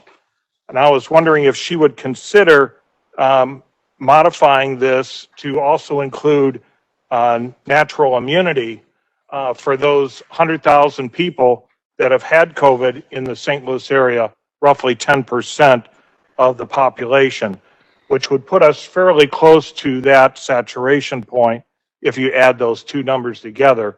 And that natural immunity doesn't seem to be included in any of the documents in any of these mandates, and no exceptions have been made for that. So I was wondering if you would include that in that 70% going forward. Councilwoman Clancy? Yeah, I believe my internet connection is back up. My apologies. I was trying to fix that, so I'm not sure that I was able to hear everything that Councilman Harder said. But to address the first piece, Councilman Harder, my son is almost 5. So were many of his classmates. They never took the masks off. So I invite you to spend some time at his child care center and see how kids are able to keep the masks on. Everything in that bill has been recommended by public health experts. So, you know, that's where I'm going to continue to get my data and information when crafting public policy related to the pandemic. Thank you. Councilman Clancy, is the section that talks about unconscious people not having to wear a mask, is that a typo? Councilman Harder, last week I invited you to let me know if you had issues with this bill. We'll be voting on this bill tonight and we can vote on yours next week if you'd like. Thank you.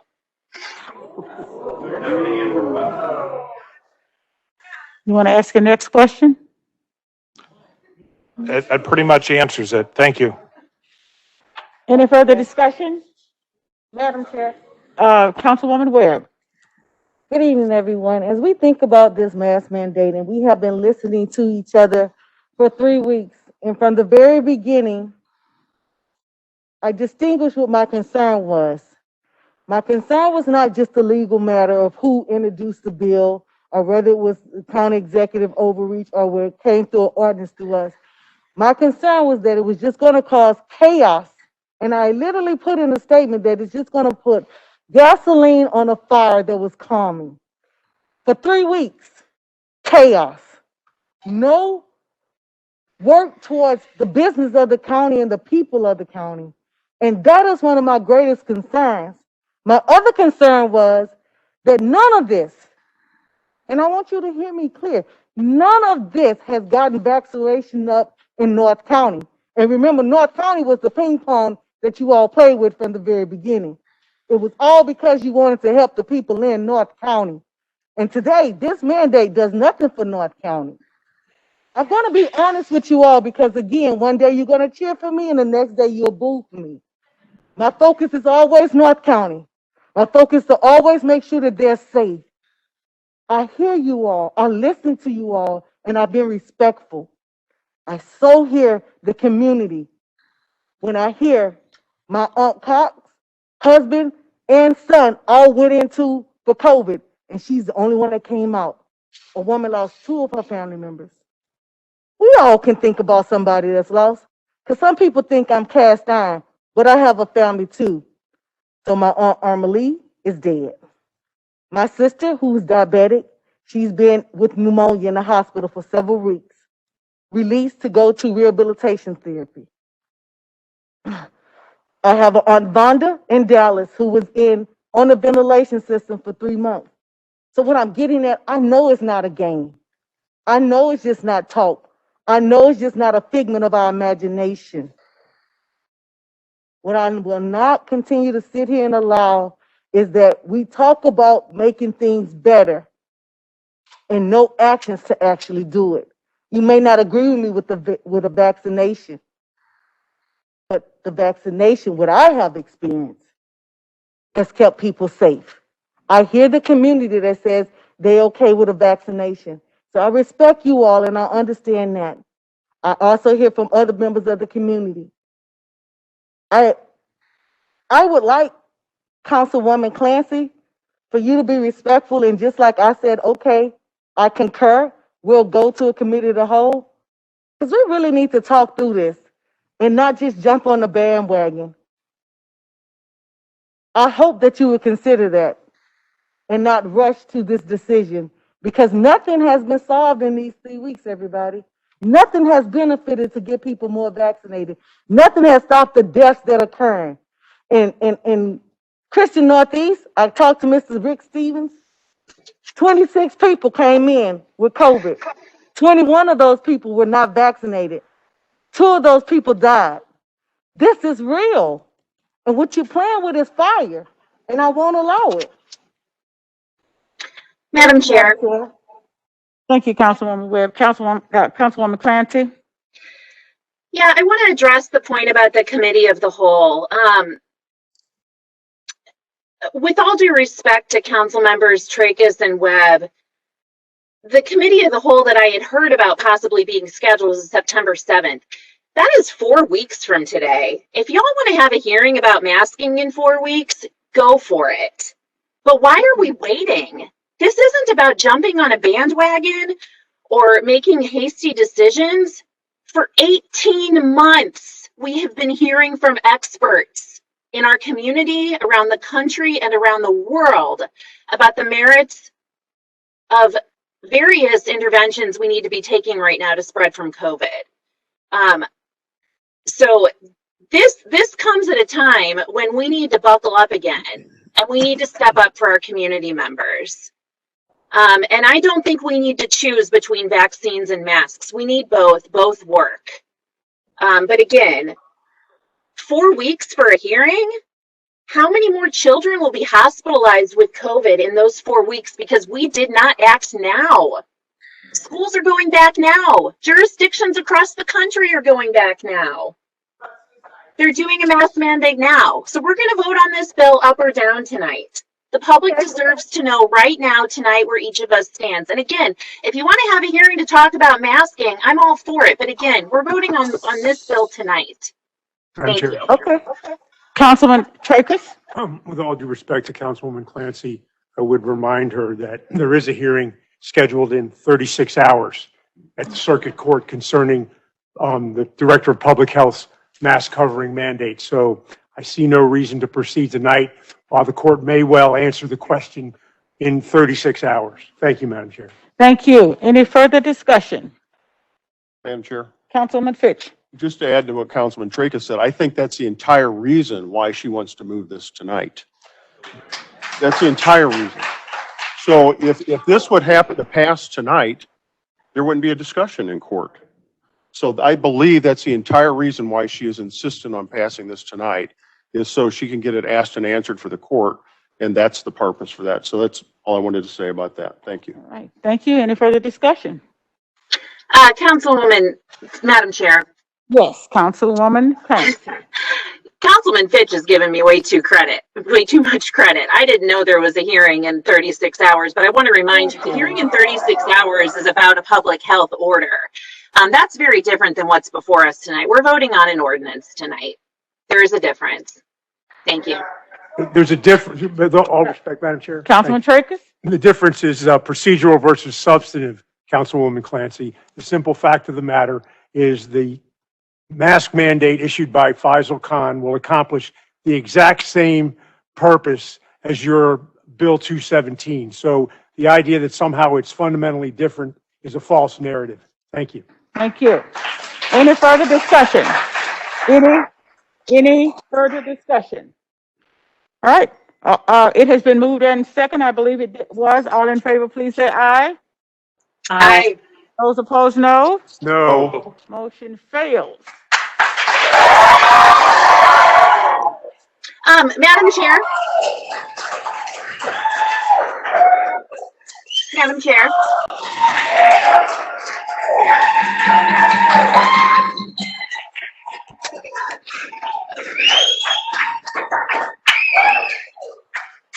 Councilman Fitch? Madam Chair, there's one point, thank you, Madam Chair, that I wanted to bring out. For those of you that were here 2 weeks ago on the 27th of July, remember they said that there was a person that tested positive for COVID, a city resident that was here. I sent an email to the Department of Health this morning because it's a full 14 days since that. Guess how many people contracted COVID from that individual? 0. Okay, remember you heard the word super spreader? You heard the word super spreader. You heard all of that. Nobody has been identified as contracting COVID from that individual. Just so you know that for the record. So. Madam Chair. Let me just say this. Let me just say this. So, Councilwoman Clancy, although this motion failed, I think it is incumbent upon you and this council to continue with the committee of the whole that has already been planned, and to bring the people. It will be a resolution that I'm proposing later on, but I think it's important that we have accurate information about what we're talking about here. And I think that a committee of the whole where we can ask questions, we have not been afforded that opportunity for almost 2 years now. We have not been afforded the opportunity to have a back and forth conversation with the health department, with the county executive, with anyone in authority to know how to do this. So I think that even though this, I would hope and suggest that you would come to a committee of the whole prepared to make your case. Councilwoman Clancy. Yes, and as I've stated several times, I have no issue with the committee of the whole. I would prefer that it happens in sooner than 4 weeks, because as I said, we're playing with people's lives and livelihoods here. I did want to ask for a roll call vote, Madam Chair, on the vote that we just had. Can we do a roll call? I think that we have already called that, and so a roll call is not in order at this particular point.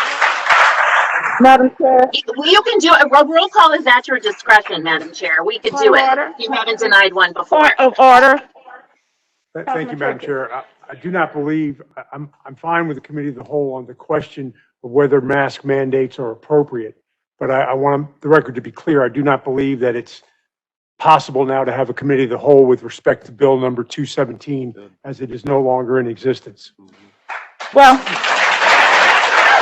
Madam Chair, thank you. Thank you. But I do know that we did couple that with Councilwoman Webb's bill, so we'll just talk about the whole thing at that time, if that's okay with you. Thank you, Madam Councilwoman Webb. Madam Chair, that's what I was going to share as well, because I want to have a full discussion, and I want us to make sure that all the things that we say we want to do to save and protect the people, that we really do our due diligence to do that. And so I'm willing to work with whether or not 217 exists on September 7th or not, to have that discussion with all of my council members, to have their input, and to make sure that we come to a good resolution for everyone. Thank you. I'll be more than happy to take on that charge. Thank you very much. Thank you very Madam much. Chair. Moving on to Councilwoman Clancy. One more point. I would like to again reiterate my request for a roll call vote. I don't believe that there has ever been a roll call vote request denied in my time on the council, and perhaps even further. I think our community deserves to know where every single person on this council stands on this issue this evening. Do not hide behind a voice vote. Thank you. Thank you very much, Councilwoman Clancy. I have made that decision.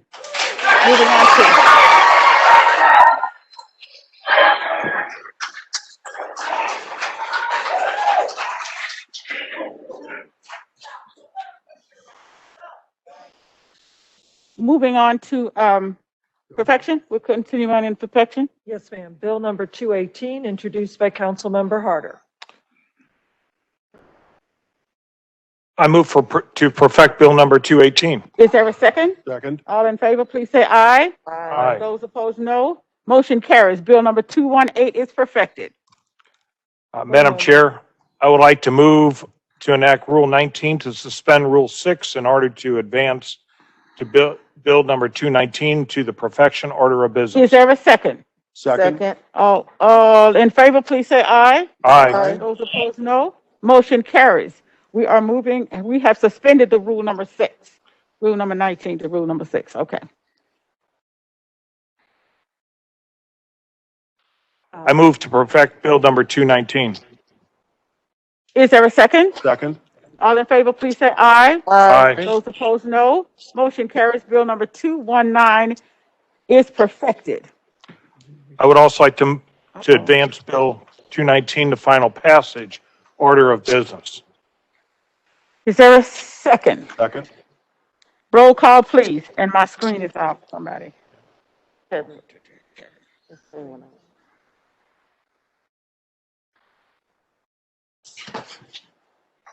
Thanks. We need a roll call. Yes, Madam Chair. Councilmember Tracus. Aye. Councilmember Day. Aye. Councilmember Webb. Aye. Councilmember Clancy. Aye. Councilmember Harder. Aye. Councilmember Dunaway. Aye. Councilmember Fitch. Aye. Madam Chair, on the motion to advance bill number 219 to the final passage order of business, there are 7 ayes. Motion carries. Moving on to final passage, Bill number 219, introduced by Councilmember Harder. Please read, we don't have to read it, so go ahead. Final passage of Bill 219. Is there a second? Second. Roll call, please. Councilmember Tracus. Aye. Councilmember Days. Aye. Councilmember Webb. Aye. Councilmember Clancy. Aye. Councilmember Harder. Aye. Councilmember Dunaway. Aye. Councilmember Fitch. Aye. Madam Chair, on the motion to finally pass Bill number 219, there are 7 ayes.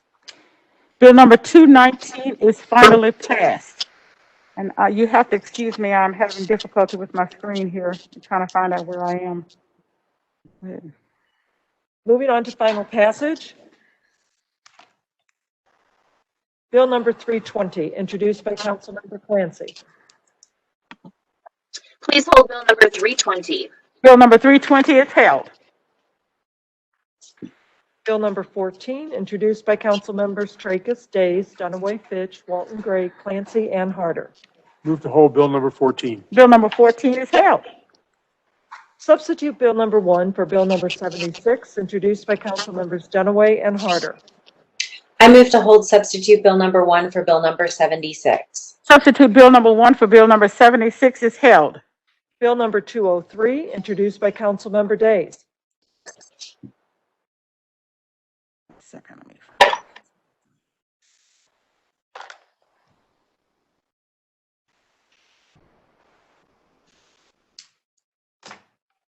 I don't have Bill 203 here. See the screen.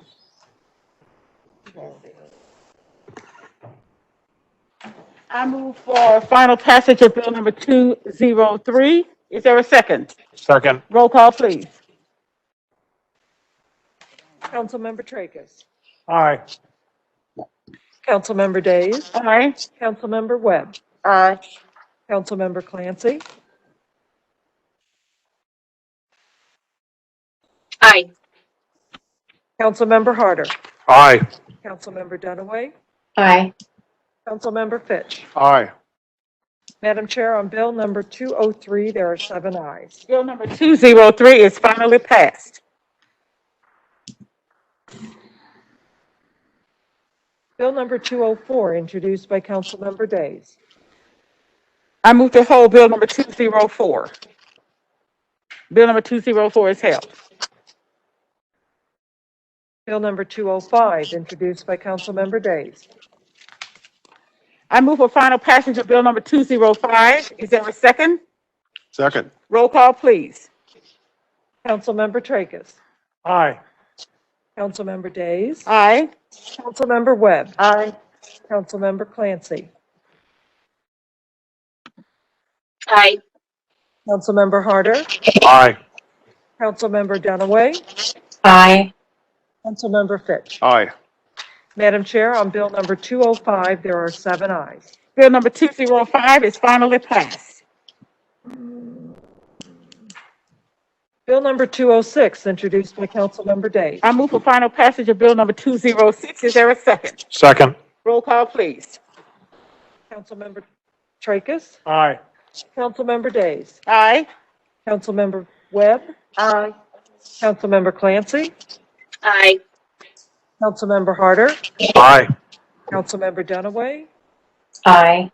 Councilmember Fitch. Aye. Madam Chair, on Bill number 206, there are 7 ayes. Bill number 206 is finally passed. Bill number 207, introduced by Councilmember Days. I move for final passage of Bill number 207. Is there a second? Second. Roll call, please. Councilmember Tracus. No. Councilmember Days. Aye. Councilmember Webb. Aye. Councilmember Clancy. Aye. Councilmember Harder. Aye. Councilmember Dunaway. Aye. Councilmember Fitch. Aye. Madam Chair, on Bill number 207, there are 6 ayes and 1 no. Bill number 207 is finally passed. Moving on to resolutions.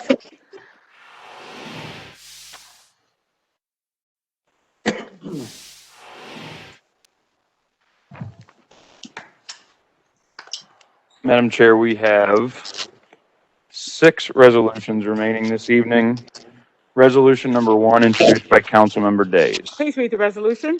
Resolution, whereas the county executive has recommended a transfer of funds from the emergency fund appropriation within the general fund to the miscellaneous offices special projects budget.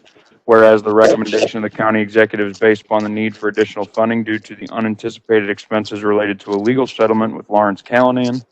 Now therefore be it resolved by the County Council of St. Louis County, Missouri as follows. Section 1, the amount of $6,481,738 is hereby transferred from the emergency fund account 1010-9900-0000-535710 and appropriated into the miscellaneous offices special projects budget for support of payment of a legal settlement with Lawrence Callanan.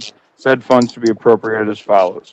$6,481,738 appropriated to account 1010-1300-1330-1331-525-110. I move for the adoption of resolution number 1. Is there a second? Second. Roll call, please. Councilmember Tracus. Aye. Councilmember Days. Aye. Councilmember Webb. Aye. Councilmember Clancy. Aye. Councilmember Harder. No. Councilmember Dunaway. Aye. Councilmember Fitch. No, I'm sorry, did you say no? I did. Madam Chair, on resolution number 2, there are 4 ayes and 3 noes. Very well. Resolution number, is that 2? I think it's, I have Councilmember Fitch, Tracus, and Harder voted no. Right. Yes. Talking about the number. Yes. No, I'm talking about the resolution number. Is that resolution number 2? I think it's resolution number 1. One. Resolution number 1 is adopted. Resolution number 3 this evening, introduced by Councilmember Days.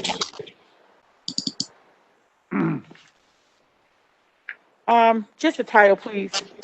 Yes, ma'am. Resolution authorizing the offering for sale of taxable St. Louis Cardinals ballpark project refunding bonds, St. Louis County, Missouri, annual appropriation, Series 2021 of the Missouri Development Finance Board, and authorizing the execution of certain documents in connection therewith. I move for the adoption of resolution number 3. Is there a second? Second. Roll call, please. Councilmember Days, I do not have that in my electronic version, so I'm going to do this.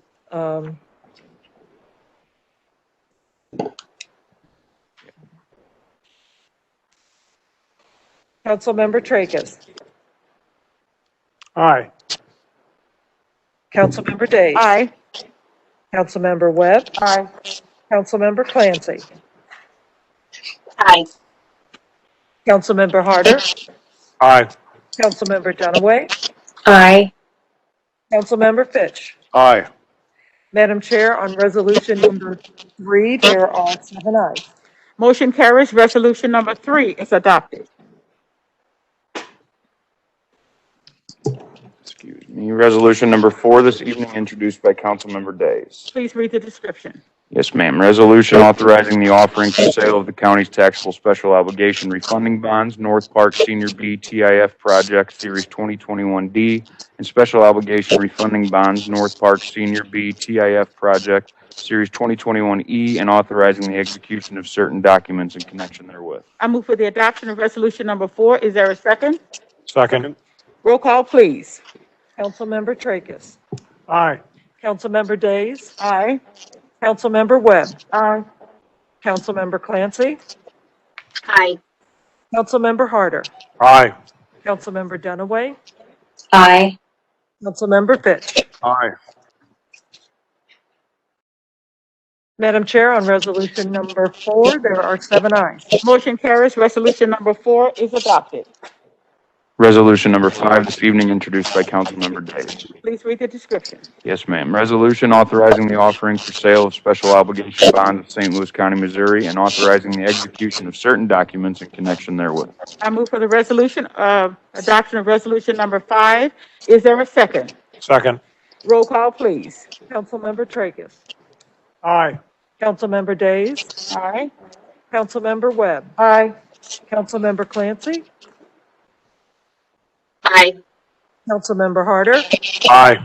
Councilmember Dunaway. Aye. Councilmember Fitch. Aye. Madam Chair, on resolution number 5, there are 7 ayes. Resolution number 5, motion carries. It is adopted. Resolution number 6 this evening introduced by Councilmember Clancy. Councilwoman Clancy? Yes, please read the description, Kevin. Resolution, whereas COVID-19 is an infectious, contagious, communicable, and dangerous disease. Would you like me to continue? Yes, please. Yes, ma'am. And whereas the first confirmed case of COVID-19 in St. Louis County was reported on March 7, 2020, and whereas a state of emergency was declared in St. Louis County on March 13, 2020, and has continued since then, and whereas transmission of COVID-19 in St. Louis County is increasing at a significant rate and includes vaccine breakthrough cases, and whereas on July 26, 2021, the director of the St. Louis County Department of Public Health issued the, quote, St. Louis County Department of Public Health 2019 Novel Coronavirus Face Covering Order, end quote, the public health order. And whereas on July 27, 2021, the St. Louis County Council voted to terminate the public health order. And whereas a continually growing body of research supports that wearing a face covering substantially reduces transmission of COVID-19. And whereas St. Louis County has a concerning combination of low vaccination rates and high community transmission that make breakthrough cases an increasing reality, and the disease is more transmissible, more likely to affect children, and driving an alarming increase in the number of hospitalizations. Now, therefore, be it resolved by the County Council of St. Louis County, Missouri as follows. Section 1, the County Council supports the St. Louis County Department of Public Health 2019 Novel Coronavirus COVID-19 Face Covering Order dated July 26, 2021 for the reasons set forth therein. Section 2, the council further strongly encourages all residents of and visitors to St. Louis County who are over the age of 5 years to wear a face covering while in indoor and enclosed public buildings and spaces and on public transportation in St. Louis County, and to review and follow the policy regarding the use of face coverings contained in the, quote, St. Louis County Department of Public Health 2019 Novel Coronavirus COVID-19 Face Covering Order, end quote, dated July 26, 2021. Councilwoman Clancy? Yes, let's try this again. I move to adopt resolution number 6. Is there a second? Second. Roll call, please. Councilmember Tracus. No. Councilmember Days. No. Councilmember Webb. Councilmember Clancy. Aye. Excuse me, Madam Clerk. I need to correct my vote. Okay, thank you. Councilmember Harder. No. Councilmember Dunaway. Aye. Councilmember Fitch. No. Madam Chair, on resolution number 6, there are 5 noes and 2 ayes. Madam Chair. Councilwoman Webb? So just for clarification, and we've already been through the vote, but I looked at this resolution as we've already voted to go to the committee of the whole. We voted down the last ordinance. So again, I feel like that was just another state of confusion. And I just want the community, the public to know that we will discuss this at the committee of the whole.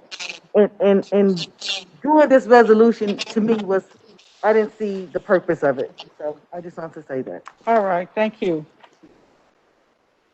And our final resolution this evening, Madam Chair, resolution number 7, introduced by Council Members Days, Webb, and Fitch. Thank you very much. Kevin, would you please read the resolution? Yes, ma'am. Resolution, whereas it has been reported that COVID-19 cases are exponentially increasing in unvaccinated individuals, and whereas the United States Center for Disease Control and Prevention, CDC, and the director of the National Institute of Allergy and Infectious Diseases, NIAID, Dr. Anthony Fauci, have strongly recommended that in order to stem the spread of the pandemic and protect ourselves as well as others, all eligible individuals should get vaccinated practice social distancing, avoid large indoor gatherings, and wear masks when possible in public.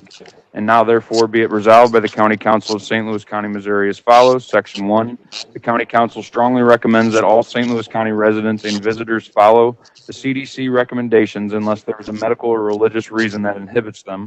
Section 2, the County Council strongly encourages the county executive to convene a meeting with the members of the council with the appropriate licensed staff and reliable data, and be prepared to have an open and honest discussion regarding the COVID-19 pandemic and its implications for our residents. Thank you very much. COVID has caused a great divide in our communities. It has caused a state of fear, panic, and paralysis. It is akin to intellectual and mental enslavement. The movement to vilify and intimidate human beings is what makes institutional racism so dangerous. I support wearing masks and I support vaccination. The previous bill put forth this evening does nothing to increase vaccination rates in my community. There is no plan to help people understand or to become educated about the vaccine to decrease their hesitancy. Cultural incompetency is real and ever so present as we note the rate of African American vaccinations stands at 24%. Now you want to criminalize people with the previous bill that we just defeated who do not wear masks by imprisonment or fines. 62% of the people at the Justice Center are there for low-level offenses, and they don't have the money to bond themselves out.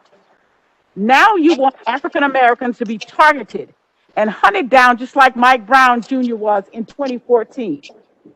COVID has exacerbated other health outcomes in my community: cancer, autoimmune diseases, hypertension, diabetes, heart disease, all of which cannot be cured with a mask.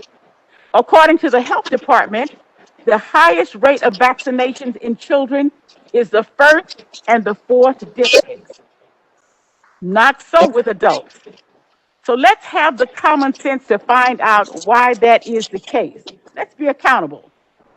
With this resolution, I call on the county executive to meet with us, all of us, at least once a quarter, so that we can engage in dialogue, not just about COVID, but about other issues affecting the citizens of this county. Although he and I meet once a week, I believe open and honest conversations are good for the whole. Our job is to serve our constituents. We can do that by working together. Provide us with accurate and reliable information so that we can do our jobs more effectively and more efficiently. And so with that, I move for the adoption of resolution number 7. Is there a second? Second. Roll call, please. Discussion, Madam Chair. Certainly. Thank you. I would like to be able to support this resolution, but I cannot tonight. I cannot do so because I believe it is premature, given the fact that we're scheduling a committee of the whole, plus Bill 228, and I believe portions of this resolution ultimately will be used as a foundational argument for the passage of Bill 228, which we haven't even considered at a committee of the whole.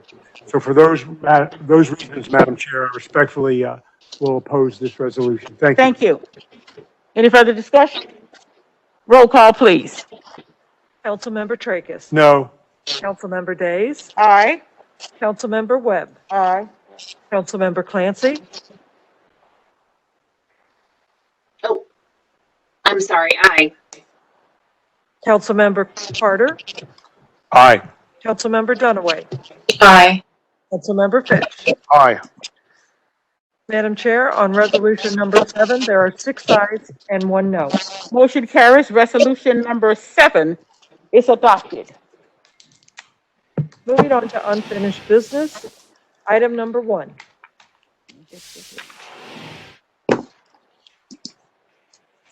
Please hold on the order of business, and that will be the order. Item number 2, 7th District. Hold on the order of business. So ordered. Item number 3, Hold on the order of business, and that will be the order. Item number 4. Hold on the order of business, and that will be the order. Item number 5. Please hold on the order of business. The same motion will apply for item number 6, and that will be the order. Item number 7, 6th District. Hold on the order of business. So ordered. Thank you.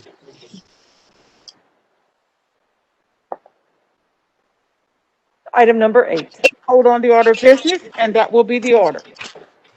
Moving on to new business this evening, Madam Chair, we have 2 prepared orders. Order number 1 in the matter of communications from Greg Tater, Director of Procurement, and Jennifer Keating, Acting Director of Administration, requesting authorization to dispose of certain personal property. I move for adoption of order number 1. Is there a second? Second. All in favor, please say aye. Aye. Motion carries. Order number 1 is adopted.